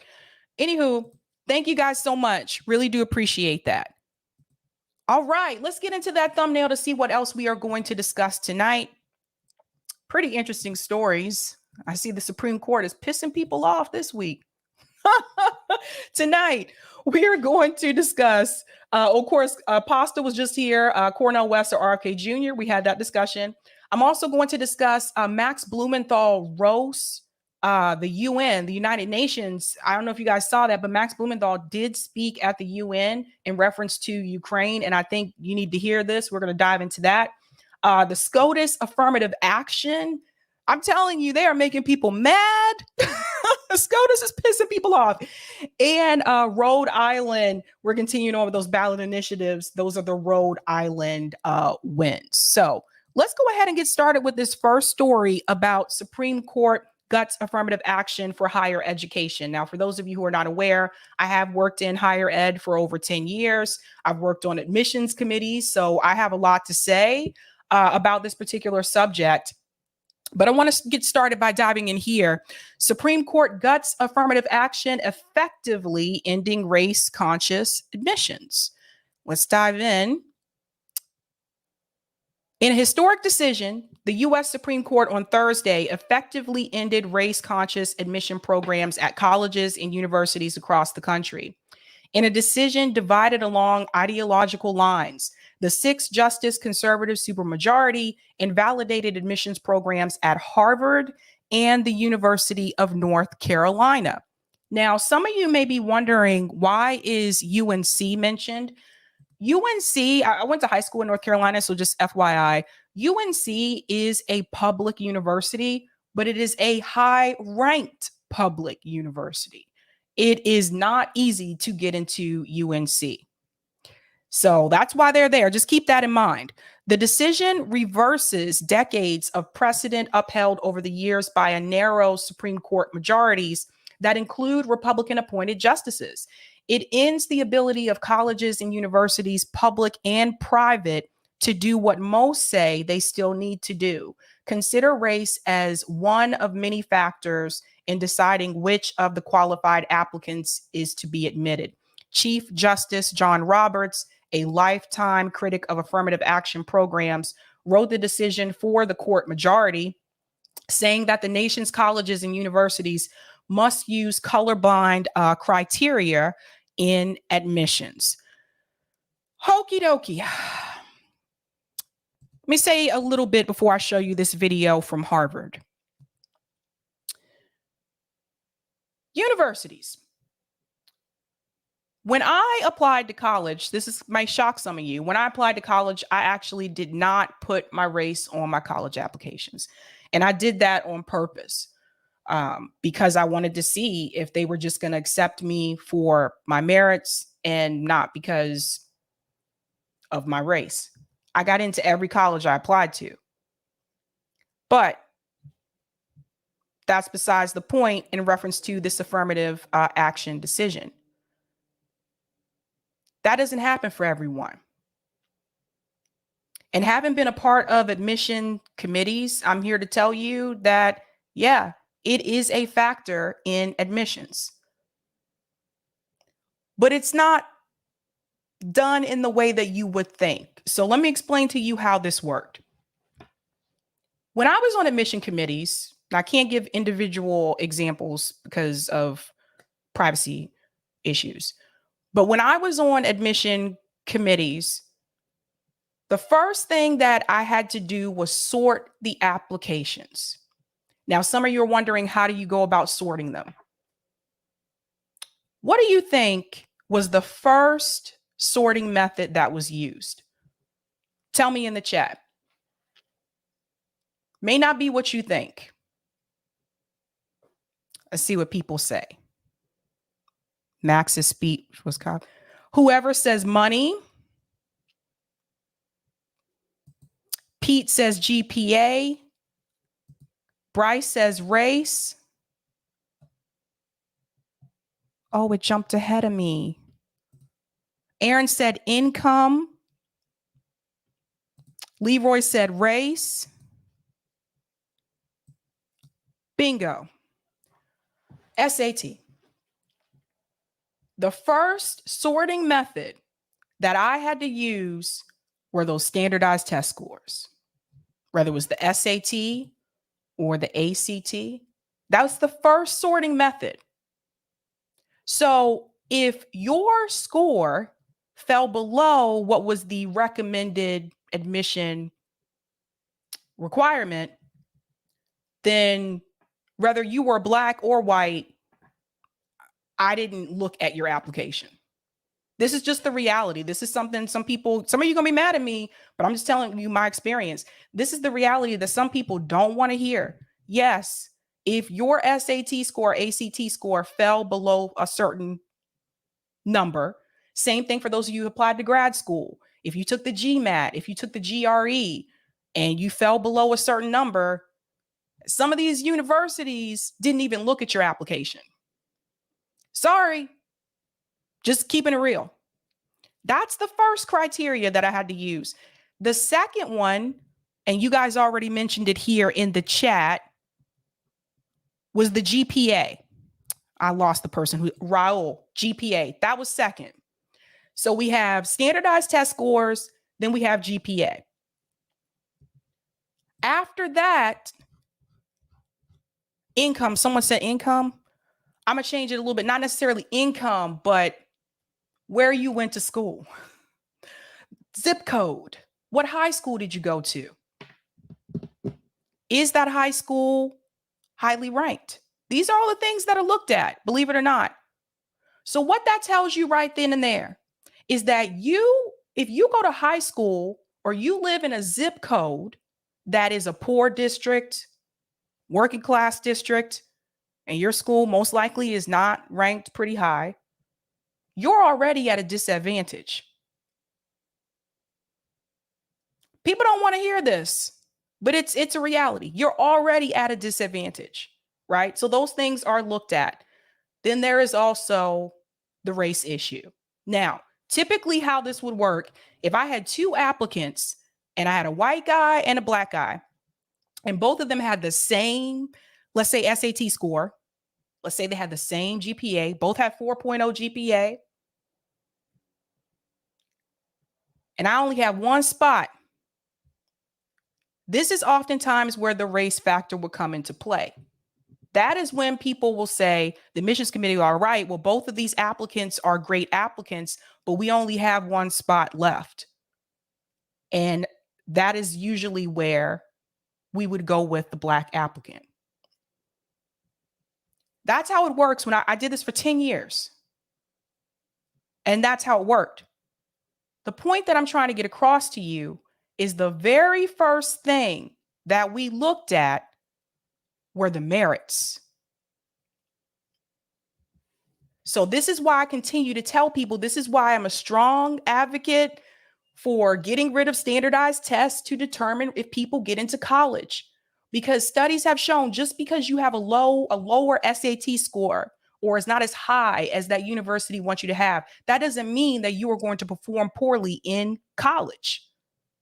Now, there is some correlation that shows you have a high SAT score, you're probably going to do really well. But I'll be honest, I don't even remember what was on the SAT. I didn't even remember. By the time I started my freshman year, I didn't even remember what was on the SAT. So I've always pushed for that. More schools are starting to change rules around that, which I think is really good. But I became more strongly opposed to it because of my job. And it is really sad because you could have someone that has maybe a 3.2 GPA. They don't have a high standardized test score, but they have a list of extracurricular activities that they've done. Maybe they were, and we're not going to leave out sports for a second because there's a whole different component to people who are athletes. But they had extracurricular activities that they did. Let's say they were part of the Key Club or something like that, or they had a part-time job. Believe it or not, a lot of admission committees do not consider having a part-time job as an extracurricular activity. And that is a damn shame. It's one of the reasons why I left higher education. That's a shame. So what that means is that a lot of students that are coming from poor areas where maybe they have to have a part-time job to help out the parents, they're penalized because of it in reference to some college admission standards. And that's messed up. They really do not look at that as extracurricular. Now, Harvard University, they issued a response in reference to the Supreme Court affirmative action ruling. Now, this is kind of funny considering Harvard University itself discriminated against Asian students. Isn't this something? Listen to this. I want to bring in NBC News correspondent Antonia Hilton, who was at Harvard University. Of course, that is one of the schools involved directly in the cases at hand. And what are you hearing? Kind of reaction is happening there? Well, Anna, the majority of the students that I've spoken to, and I've been in conversation with them for weeks leading up to this moment, they are reeling, they are devastated, and they're worried about what the culture, what the makeup of their classes, the future generations coming up behind them at Harvard, what they're going to look like in the future. You know, many of them have been dreading this moment for a long time now because it was clear from the very earliest stages of this lawsuit that it was going to wind its way up slowly to the Supreme Court and that this result was likely. So they've had time emotionally to prepare for it, but what I'm hearing is that it still feels like a gut punch for many of them.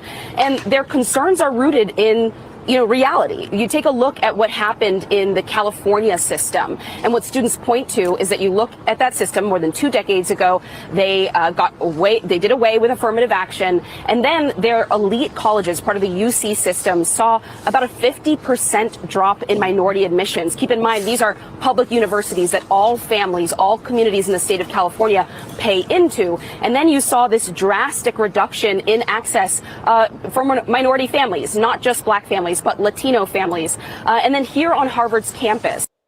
But why did that happen? Because of what I just explained to you, the sorting method.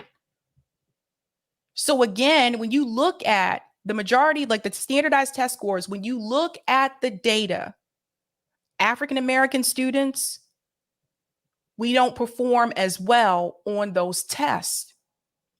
Now, obviously, that's not everybody who's African-American, but we don't perform as well overall when you look at the data. So if you're sorting the applications based on the standardized test first, of course, the admission, this is going to decrease. You see the problem? This is a big part of the problem. But Harvard University really got some kind of nerve because they lost the lawsuit that was filed against them that proved that they were purposely racially discriminating against Asian applicants. They were trying to decrease the number of Asian students that they admitted into the university. So it's just like, Harvard, really? Let's go on. just this spring, the upcoming class, the kids who found out this spring that they were going to be future Harvard students this coming fall, we saw a drop in admissions of Black, Latino, Native American, and Native Hawaiian students. And that is before this decision came out. And that's because of the standardized test scores. so these are the things that are fueling students' concerns right now. But when you talk to kids, you know, it's conflicting, right? They want to imagine that these workarounds might still work. The reality is, why were they doing that? Let me explain for those who are not aware. The reason why Harvard was doing that is because they were trying to increase admissions for students who are African American and students who are Latino. And again, the sorting method, they're looking at those standardized test scores. Like I told you, who usually performs the best on the standardized tests is usually white students and Asian students. So Harvard was trying to make it so that more Black students and more Latino students would become admitted into their school. And in order, they felt that the way to do that was to basically just racially discriminate against Asian Americans. And it wasn't even like, we're going to try to admit more Black students. It was more like just blatant, we're not admitting any more Asian students or these amount of Asian students. Like, it was blatant. That's why I read. the UC system tried those workarounds as well, and they're still struggling every year to get minority enrollment back up. And what they're also seeing is not just that those students are being rejected, right, but also that actually lower numbers of minorities are even applying to those schools, even imagining themselves as being part of the campus. And so the concern is that it's going to be hard, right, to even quantify the impacts here. You know, how do you measure people who would have applied to Harvard but now are afraid to, who would have imagined themselves at Columbia or Brown or UNC, but are now going to be worried that their application isn't going to get a second look? Take a listen to a conversation that I had with one student here. She's actually a high schooler who is incredibly talented, likely going to be applying to colleges and universities like this one. And she kind of walked through some of her conflicting emotions. Take a listen. I think that is a little bit conflicting, especially when you're like, I've worked so hard my whole life to get to this point, and I don't want my racial identity to stop me from, you know, becoming who I want to be. But then it's on the flip side to that, I feel like some racial minorities or identities and groups of people have had harder experiences in America and are not given the same opportunities as other majority groups. Let me come in here for a second because I don't want to lose this thought. I think the big question that we need to ask is, why are they making college so unattainable in the first place? I think a lot of people talking about this issue, they're not bringing up that point. Why is this happening, folks? I told you about the test scores. I told you about the GPA. And I told you about the racial decisions. But why is it happening? It's happening because they have found a way to make college unobtainable to a lot of people. That's the big issue, folks. That should not happen. Why do you have to have, and it's not just Harvard, even the public universities, why do you have to have like a 1600 on the SAT? Why do you have to have, oh, we're looking for students that only have a GPA of 3.0. Why do you have to have all that? Why? And so for those who will say, well, they're not going to perform well if they don't have the test scores and they don't have the GPA. Isn't that their choice as a student? Isn't it up to the applicant to decide whether or not they want to continue and try to do it anyway? Yes. So you admit them, you let them in, and they don't perform well. Okay. It's still their choice. You're not even giving them the opportunity to see if they can perform well. So then what is it really about? It's about statistics. It's about rankings, where these universities rank. That's based on GPA. That's based on test scores. And why does that matter? because that also can affect funding. That also can affect donors. Donors are more willing to donate to these universities when they see that they are performing well. This is a big thing. I told you universities became a business. If they see that the performance starts to decline, they're less likely to donate again. And I actually experienced that myself with my former job, where one of the big donors did not like how people were performing, the students were performing, and they decided not to redonate. It all comes down to money. Exactly, Pete. But they should be given that opportunity. Now, I think Nico also hit this on the head. Listen to what Nico said in reference to the merits. We're just reversing affirmative action policy in college admissions. And I just gotta say that basically everybody regarding this topic has no idea what the fuck they are talking about. There are some that are claiming that this fixes racism and there will be no more discrimination and everything will be merit-based. And there are others who are claiming that black people will never be able to succeed and minorities will never be able to succeed if this program doesn't exist. I'm here to tell you that you're both kind of right, but you're both super wrong. For the sake of time, we're going to do a very simplistic breakdown of Harvard's admissions, for example. Harvard rates every student 1 to 6 based on 6 categories: academic, extracurricular, athletic, school support, personal, and overall. If you get rated 1, that's the best, 6 is the worst. Race in this particular situation is partially accepted as a factor to be considered. And do you want to know why? Because economic, race-based suppression still exists. Things like redlining still exist. And merit or a meritocracy is still affected by one's background. So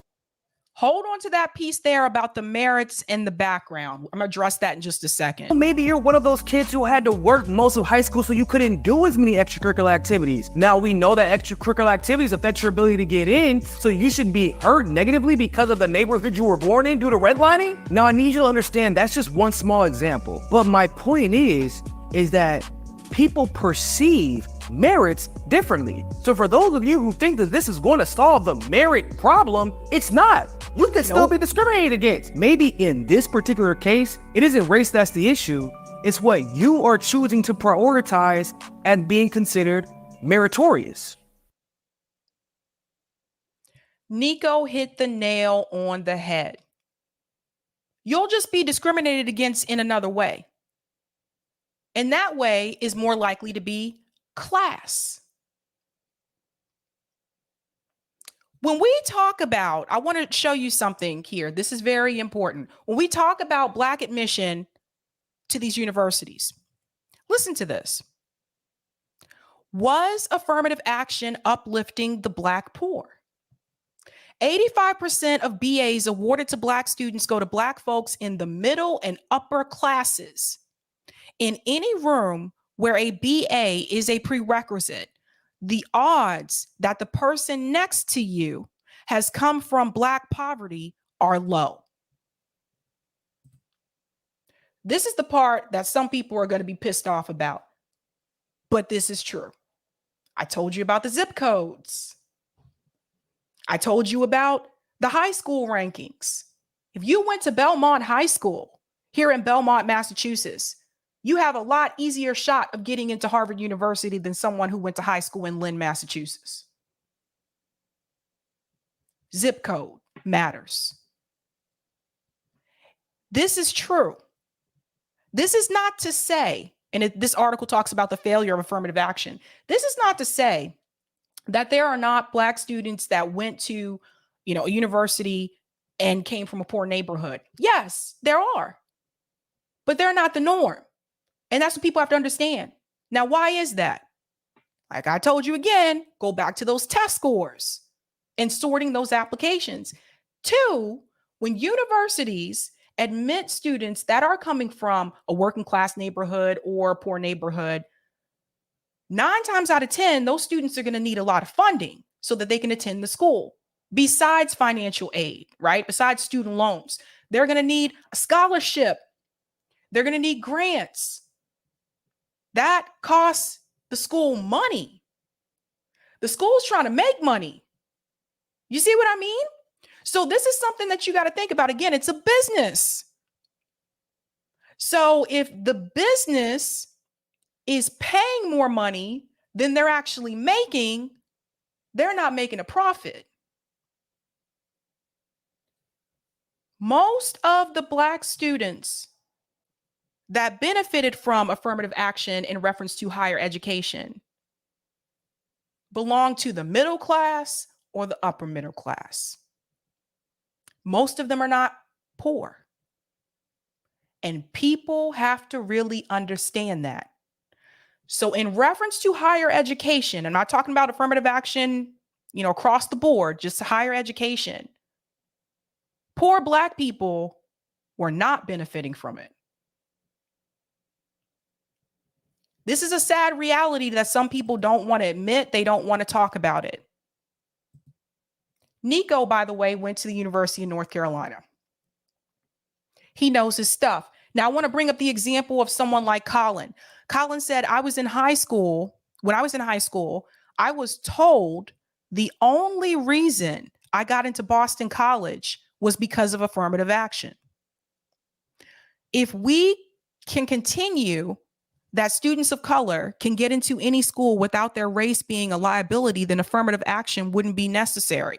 F SCOTUS. So Colin, again, and again, Colin came from like that middle class background. Boston College, for those who are not aware, it's a traditionally Catholic university. There are not many Black students at Boston College. I'm just here to tell you that. You walk across the campus and you look around, like there are just not many. It's also a very expensive school. So keep that in mind as well. But that's, when Colin says that, now with the ruling that they have today, the question is, would Colin get in now? That is something to think about. And this is also something to think about, because when the Supreme Court made that decision, it applied to universities, but it did not apply to military academies. Military academies exempt from Supreme Court's affirmative action ruling. Shout out to Lucy, by the way, from Indie News Network. She tweeted this out. Let me tell you why. I don't even have to read the article, damn it. Let me tell you why. Okay? You know why it doesn't apply to the military academies? Because military recruitment is down. They want you to go to the military academies. They want you, when you go to the military academies, afterwards you join the military full time. They want you in the military. They just don't care to have you in the classroom, particularly if you're poor. Where do the recruiters go a lot of times? They go to poor, Black and brown neighborhoods, working class neighborhoods, and they recruit at those high schools because those kids look around and they're like, well, something's got to be better than what I'm doing right now. So, of course, you can still use affirmative action for the military academies. And then they have people out there doing their bidding.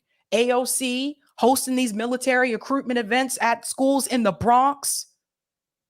There are other things for kids in the Bronx to do besides joining the military.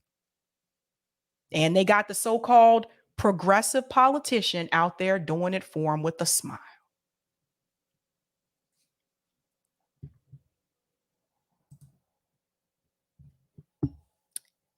Now, like I said, some people, they're not going to like what I said, but remember, I have the experience. I was on admissions committees. But the rule of thumb, what we need to take from this entire discussion is the fact that this country has made college unobtainable for a lot of people. That is the problem. And I think that college should be more obtainable for people. If they don't do well in college, again, that should be their decision. And fuck the rankings, by the way. Get rid of that shit. I never understood that. Like, oh, well, such and such school is ranked number 10 or number 8. So what? Who cares? Get rid of the rankings. Get rid of it. I'm going to go to some of the comments here. Thank you for the super chat, 2008 B. Scott. Here is another thing people don't tell you. Feeder schools to highly selective privates and publics that are supposedly rigorous tend to have more grade inflation because they know GPA matters. There you go. Curving grades, for those who are not aware. Like some teachers, I had some professors that would do this. They would grade on a curve. So if you made like a 85 on an exam, they may curve it to like a 90. There's that too. Thank you for the super chat, Marcos. I am going to tag you on a tweet. All righty. I'll look to that. Simone says GPA does not equate to IQ. I agree. Greg Bruce says Baraka wins fatality. Interesting. Okay. And thank you, M. Smith. Standardized tests aren't everything. My SAT score was bad and I graduated from college. 0.04 short of graduating with honors. Worked full-time throughout. There you go.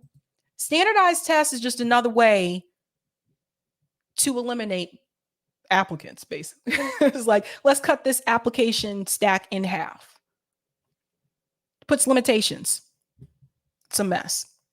Okay, let's go into the Max Blumenthal story. Before we get there, if you haven't had a chance to do so, go ahead and smash that like button for me, guys. Thank you so much. That helps me with the algorithm. Max Blumenthal spoke recently at the UN in reference to the Ukraine war. I think you need to hear what he had to say.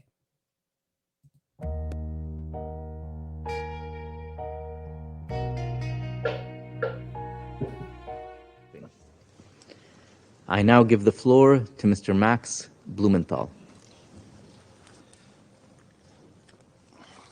Thank you. And I thank Alex Rubenstein and Wyatt Reed for helping me prepare this address. Wyatt Reed is a journalistic colleague of mine who in October 2022 happened to be in Donetsk when his hotel was shelled by the Ukrainian military with a apparently US-made howitzer, nearly killing him. He was 100 meters away. I'm also here with my friend, the civil rights activist Randy Credico, who was more recently in Donetsk and witnessed regular HIMARS attacks on civilian targets. Randy Credico, for those who are not aware, he also spoke at the Assange rally that I went to in DC. He's a huge Assange activist. I'm here not only as a journalist who spent over 20 years writing books, producing documentaries, and writing articles about conflict and politics from several continents. I'm also here as an American taxpayer who's been dragooned into funding a proxy war that has become a threat to the regional and international stability at the expense of my countrymen and women.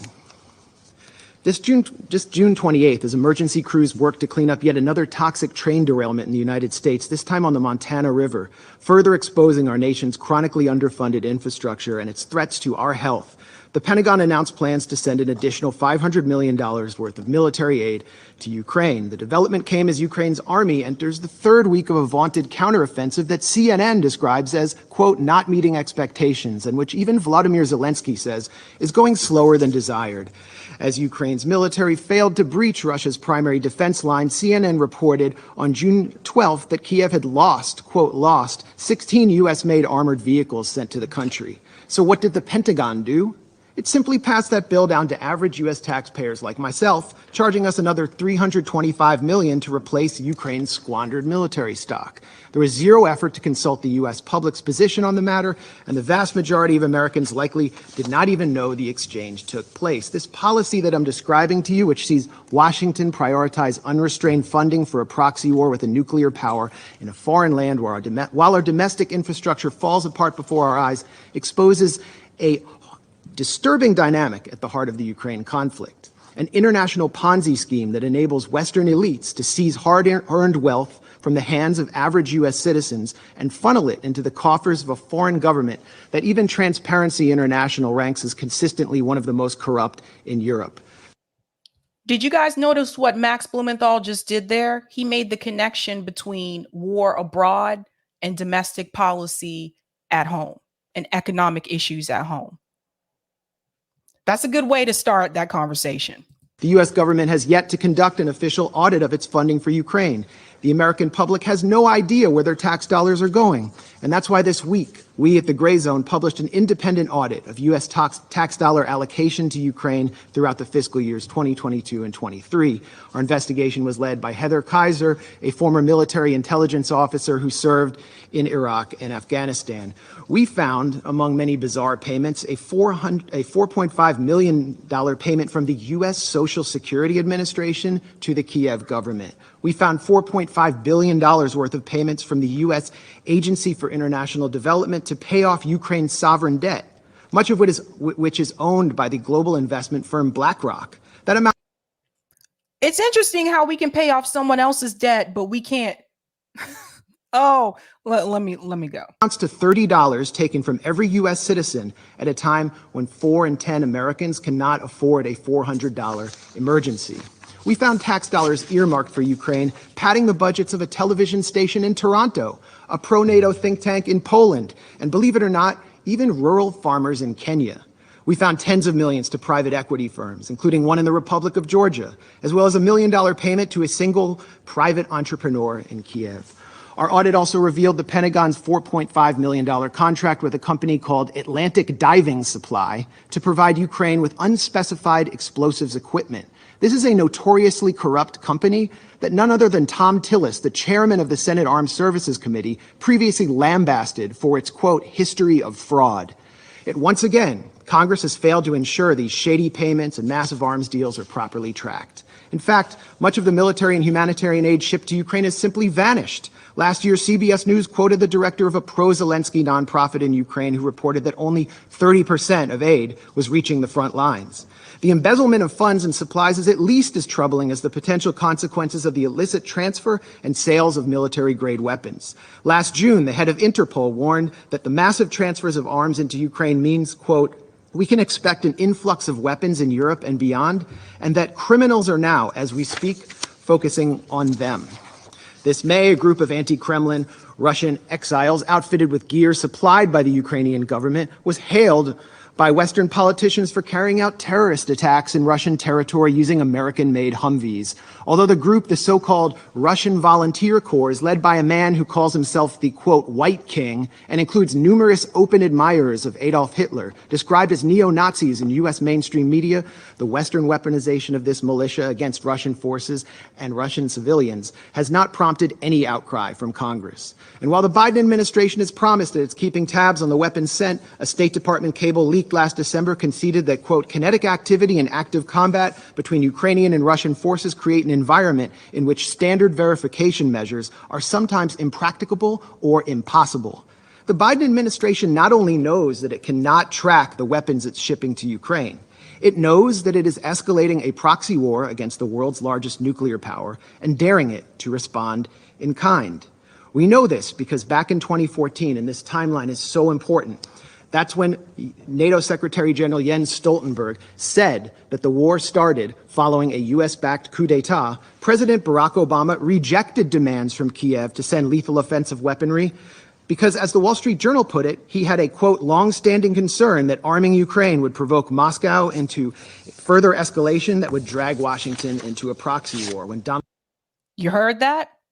That was under the Obama administration. That Barack Obama didn't want to get involved because it would drag the U.S. into a proxy war. It would drag them into a proxy war. This goes all the way back to the Obama administration. Let's go on. While Trump entered office in 2017, he attempted to hold the line on Barack Obama's policy, but was soon branded a Russian puppet by the Beltway press corps and the Democratic Party for refusing to send Raytheon's Javelin missiles to the Ukrainian military. His reluctance to send the Javelins became a central theme of his impeachment, and he predictably relented.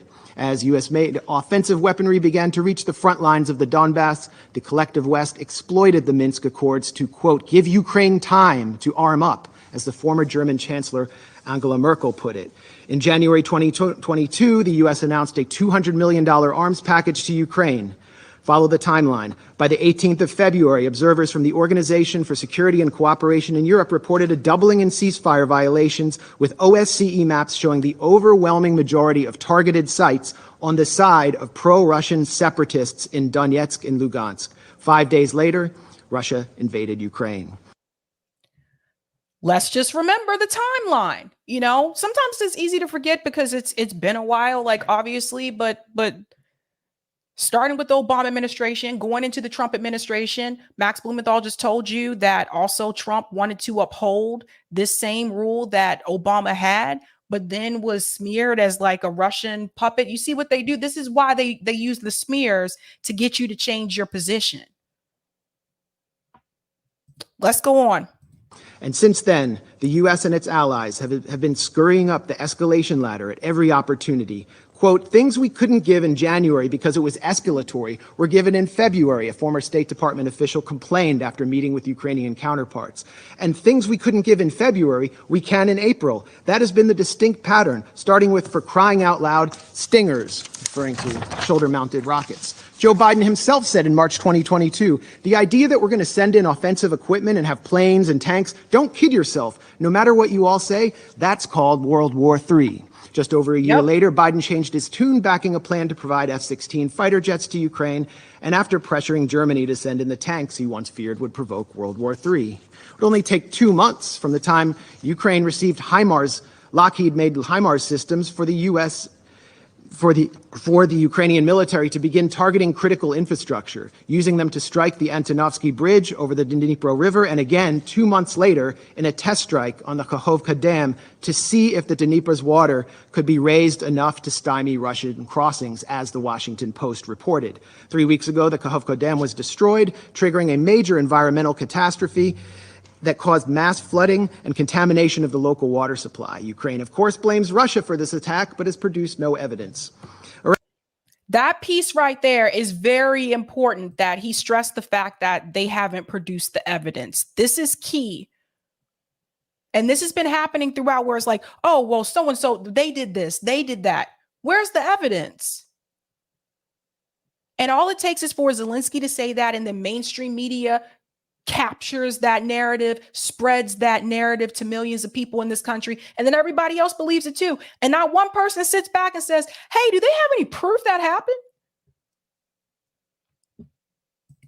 That's how narrative control works. Around this time, Ukraine also baselessly accused Russia of planning a provocation at the Zaporozhye nuclear plant. This triggered a resolution by Senators Lindsey Graham and Richard Blumenthal, no relation to me, calling for NATO to intervene directly in Ukraine and attack Russia if such an incident occurred.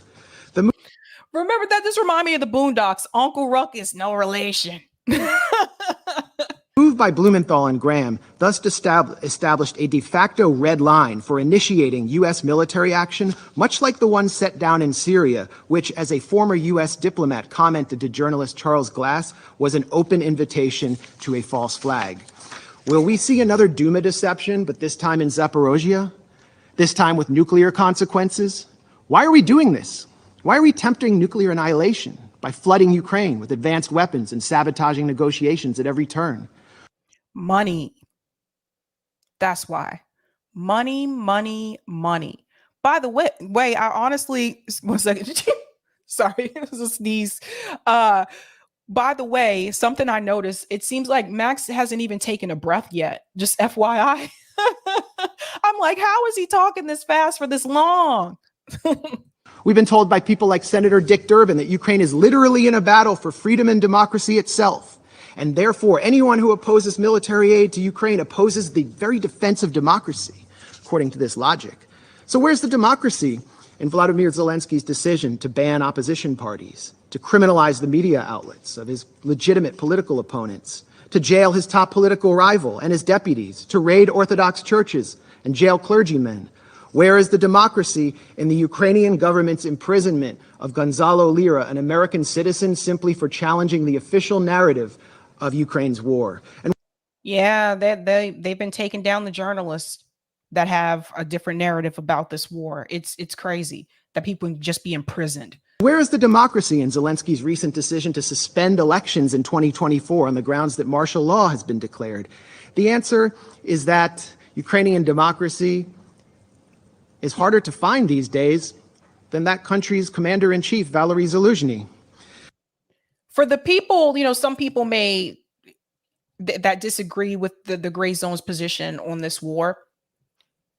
Going through the timeline that he just gave, where's the lie? Something to think about.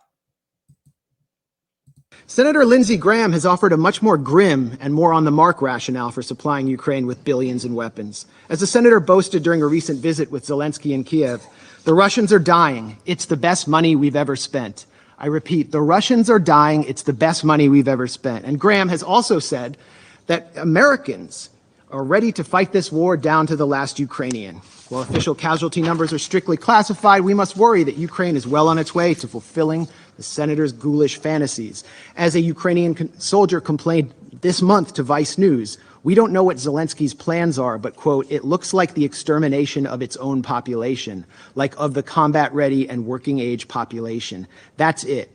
Indeed, military cemeteries in Ukraine are expanding almost as rapidly as the Northern Virginia McMansions and beachfront estates of executives from Lockheed Martin, Raytheon, and assorted Beltway contractors benefiting from the second highest level of military spending since World War II.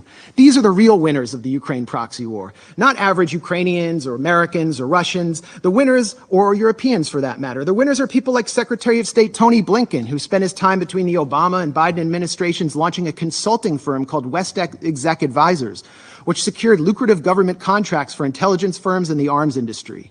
Blinken's former partners at West Exec include Director of National Intelligence Avril Haines, CIA Deputy Director David Cohen, former White House Press Secretary Jen Psaki, and almost a dozen current and former members of Biden's national security team. Defense Secretary Lloyd Austin, for his part, is a former and possibly future board member of Raytheon, and an ex-partner of Pine Island Capital Investment, which collaborates with West Exec and which Blinken himself has advised. Meanwhile, the current U.S. ambassador to this body, the UN, Linda Thomas Greenfield, is listed as a senior counsel at the Albright Stonebridge Group, a self-described commercial diplomacy firm that also finesses government contracts for the intelligence and arms sector, and which Max is out here naming names. Was founded by Madeleine Albright, infamously known for her comments that the deaths by sanctions of 500,000 Iraqi children were worth it. So while military-age Ukrainian men are ripped off the streets by military police and sent to the front lines, the financially and politically connected architects of this proxy war are planning to walk through the revolving door to reap unimaginable profits once their time in the Biden administration is over. For them, a negotiated settlement to this territorial dispute means an end to the cash cow of close to $150 billion in U.S. aid to Ukraine. So in And when we talk about the billions of dollars, first of all, again, I don't know how he talked that fast for that long. Like, and he's going through the notes. I would have already lost my place. Like going through the notes, I'd have been like, where did I leave off again? But anyway, the money that is being spent here in reference to the US government, but the money that's also being made. Where does everybody fit in reference to this? BlackRock is invested in this. Lockheed Martin, Raytheon invested in this. Who's really winning and who's really losing? The Ukrainian people, they're not winning, right? Zelensky seems to be winning. I know he making some money, right? The Russian people aren't winning right now. Like this, who's winning in this conflict? And when we go back to the Pentagon documents that were leaked, one of the items that was leaked was that there was no plan for the US government to stop or call for a halt to this war at all this year, and about the real implications of regime change to get rid of Vladimir Putin. Isn't that usually what it's about? Removing leaders of other countries? Do you know how bizarre that is? Imagine, sit here and think for just a second. Imagine if Germany said, we're going to remove your president. We're going to remove President Biden. And just like toppled him over. I mean, like Biden need to go, but just in general, that's how wild that is. If you really think about it, that's wild to just topple over leaders in other countries and replace them with who we want and who's going to serve the American agenda, the financial agenda, and the best interest for the American government, the best. That really is wild. When you think about it, that's the US government policing the world.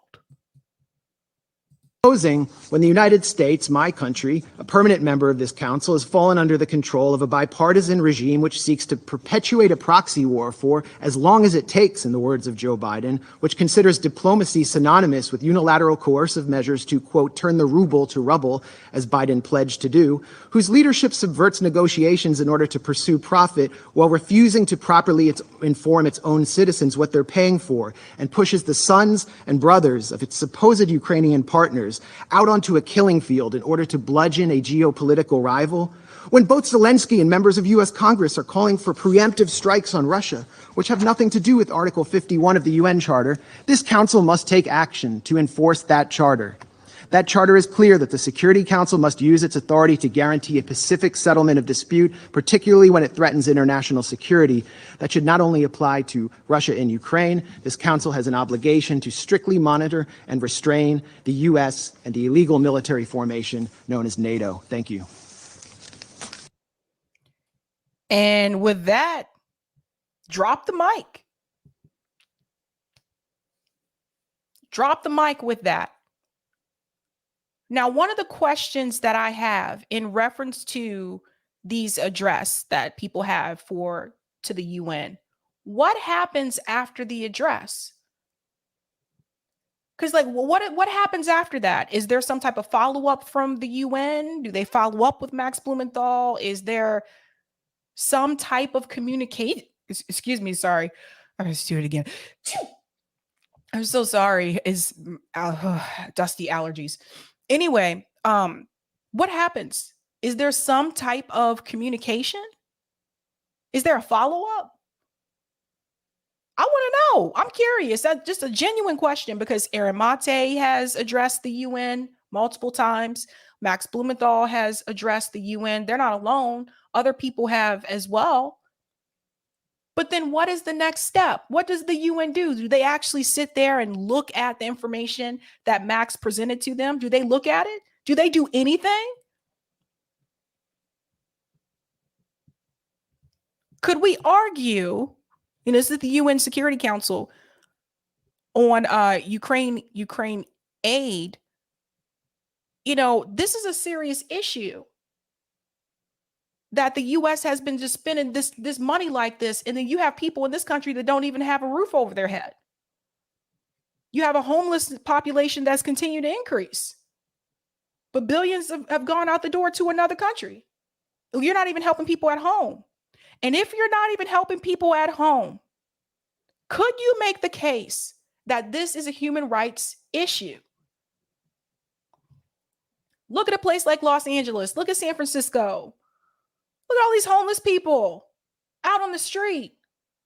And don't come at me with, all those people were on drugs. No, some of those people lost their homes. Some of those people were evicted. Isn't this a human rights issue? When billions of dollars are going out the door to another country and we're not taking care of people right here in this country? This is something I want you guys to think about. And I think someone needs to make that claim. Now, you can see this on the Gray Zone. If you want to watch this again, Max Blumenthal addresses UN Security Council on Ukraine aid. I think someone needs to address that. Address it. Now, Sunday, I'm going to be talking about the student loan debt, which was struck down by the Supreme Court. No surprise from me. But I'm going to talk about that. We're going to talk about what's happening to people in this damn country and how the president and our congressmen and women, they are neglecting the people. And that's how I want you to come in. Whether you agree with canceling student debt or not, I want you to look at this as a position of neglect. And the people in this country have been neglected by our politicians and by the corporations. And that's why I say, and I'm going to say this right now, some of you that still believe in this vote blue no matter who, where you got Trump derangement syndrome, if you were for canceling student loan debt and you go out there and you give your support and your vote to Joe Biden anyway, you're a damn fool. I said it. You're a fool. Don't you go to those polls and vote for Joe Biden without making him do something before. So for all of you who are upset about the student debt cancellation, withhold your vote from Joe Biden. How about you do that? Make some damn demands, damn it. Seriously. That don't make no damn sense to me. Ain't no way in hell you could get me to do it. There's no way. Withhold your vote. The Debt Collective. You're on Twitter. You had a meeting today. This is what happened. It's canceled. Biden's going to try to do this, try to do that. I'll get more into it on Sunday. But I ain't heard the Debt Collective tell you to withhold your damn vote until it's done. So you guys not serious neither. Give me a break. Give me a break. Where were you?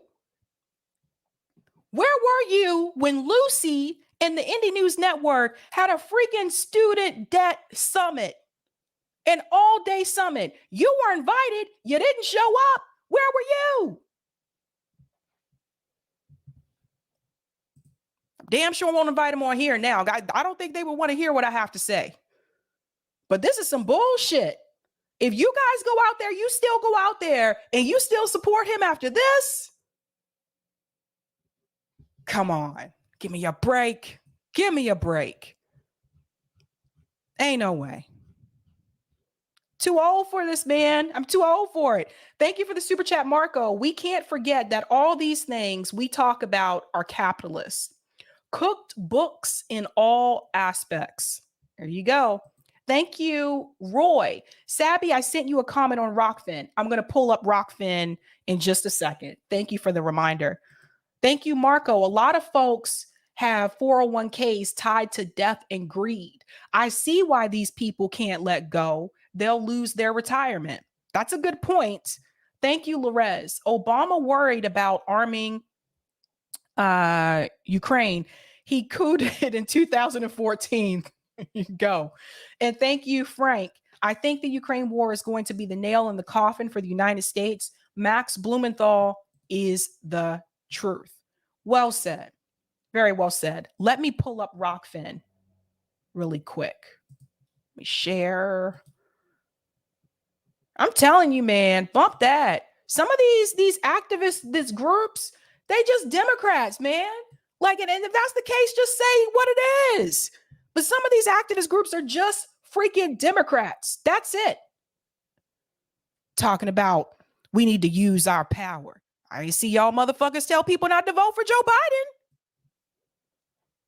Thank you for the $2 tip on Rockfin, Chris. Sabby, I watch your show on the regular, and I just want to say that the work you do is admirable. I've been following you since May 2021.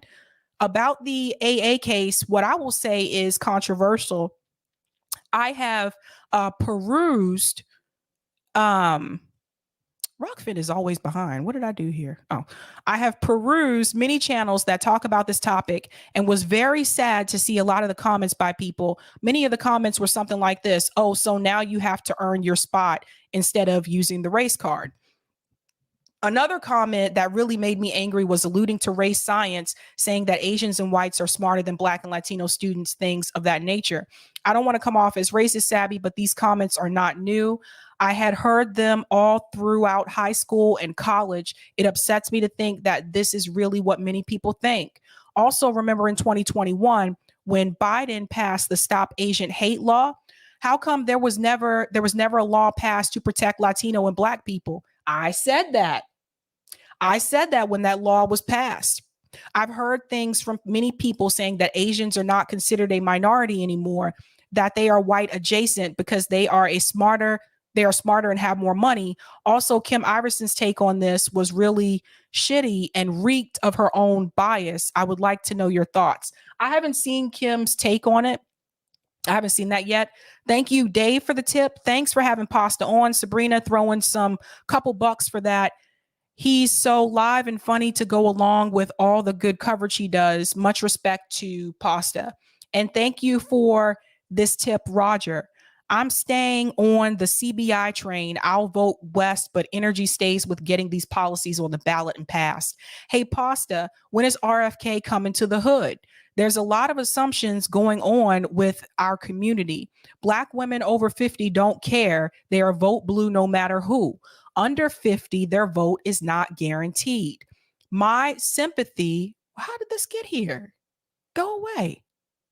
My sympathy is for the students, not Harvard. So elitist, these colleges are. Students study abroad for free, do what Sabby student did, learn on the internet. Military academy want Negroes dying, fighting their wars. Sucks for them. College recruitment down. Military recruitment down. Ridership on public transit down.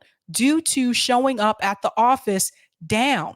We winning, they losing. Keep it up, guys. And thank you for the tip, Jim. Sabrina is on fire and bleeding all over the floor of truth. Thank you so much for that. Well. All right, let's go ahead and we're going to do the final story. Roger's going to be mad at me because I still haven't finished Oregon, but we're going to jump to Rhode Island because of the time limit. I'm so sorry. We're moving on with the ballot initiatives. We are now at Rhode Island, that tiny little state next door to me. Rhode Island voters do not have the right to place their own initiatives on the ballot to pass and repeal state laws and amend the Rhode Island Constitution on their own.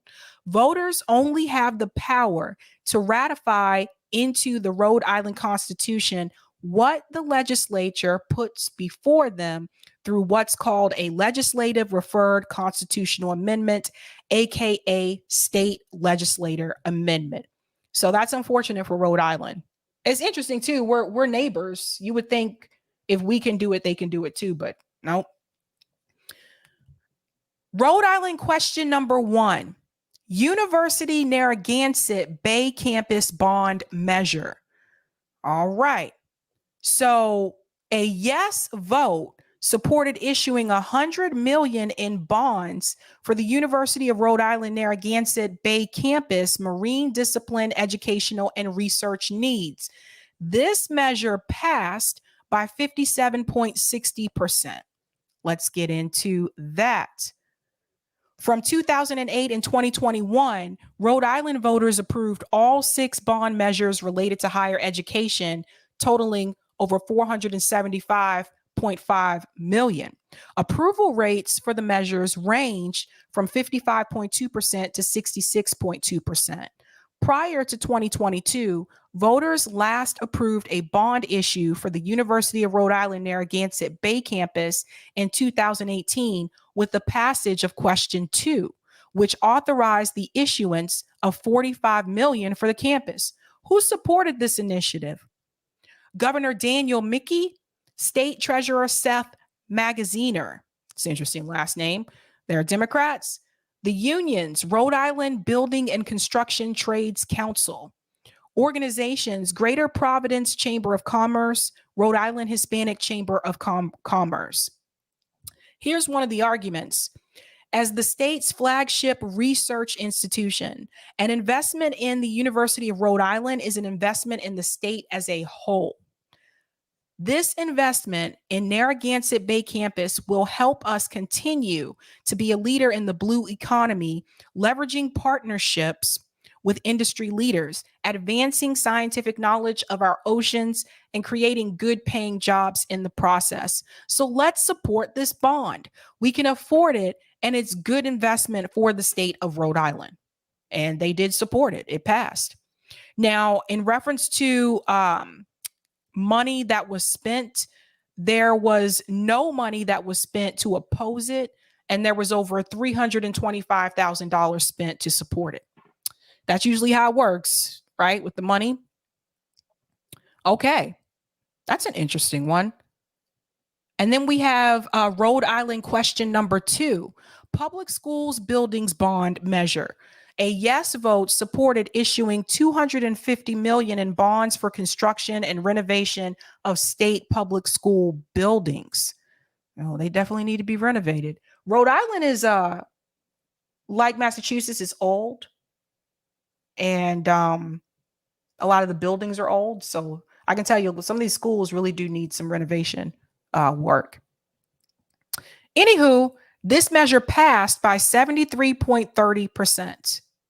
How did question 2 get on the ballot? To put a legislatively referred bond question before voters, a simple majority vote is required in both the Rhode Island State Senate and the Rhode Island House of Representatives. In Rhode Island, the State General Assembly must ask voters to issue general obligation bonds over $50,000, except in the case of war, insurrection, or invasion. The bond measure was introduced into the Rhode Island General Assembly as a provision of Article 5 of House Bill 7123 on January 16, 2020. HB 7123 included 3 bond measures. The legislature voted on each article of HB 7123 separately.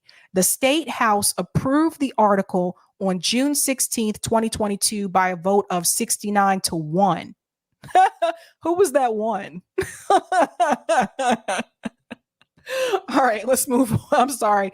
No money spent to support or oppose that measure. And the last one, Rhode Island question number 3, environment and recreation bond measure. A yes vote supported issuing $50 million in bonds for environmental and recreational purposes. This passed by 66.86%. Who supported this? Governor Daniel Mickey, Senate President Dominique Ruggiero, House Speaker Joseph Sicarchi, and Rhode Island Department of Environmental Management. Corporations, Rhode Island Infrastructure Bank, Organization, Audubon Society of Rhode Island, Clean Water Action, Climate Jobs, Rhode Island Land Trust Council. Here's one of the arguments. Funding supplied by voter-approved green bonds is a catalyst that gives DEM the capability to do much of what we do to manage, protect, and restore Rhode Island's natural resources. We are grateful to stand with so many leading organizations to make the case that passing question number 3 in November will help us become a better, more equitable state that will be better prepared to deal with or meet the burden of climate change. So that's interesting. How much money was spent? There was over $27,000 spent to support it and no money spent to oppose that measure. And that, ladies and gentlemen, is Rhode Island. Doobie-doobie-doo. All right. I will finish Oregon on Sunday. I'm sorry. I'm over my time and I'm all over the place on this thing here. Eric's not producing tonight. He took tonight off. So you got to deal with me here. Sorry. In reference to the production. But I think we're good on Rockfin. And I want to make sure I got all the comments here. I don't think I got everyone's comment. Oh, I did. Okay. Max Blumenthal's telling the truth. I did. Thank you so much. All right, guys. It's Friday. I hope you guys have a really great weekend. Doo-doo-doo-doo. Obviously, I'm off on Saturday. I'll be back here on Sunday. Like I said, we're going to get into that whole debt cancellation issue with the Supreme Court. And I have a couple of the stories I'm going to cover as well. Super excited. Da-na-na-na-na-na. But I am about to head out. Sunday, come ready to play, because one of the stories that I have, I'm going to need your participation. I'm going to need participation from the audience. So get ready for that. All right, guys, that's it for me tonight. Have a good weekend. Have a good night. Keep up the fight.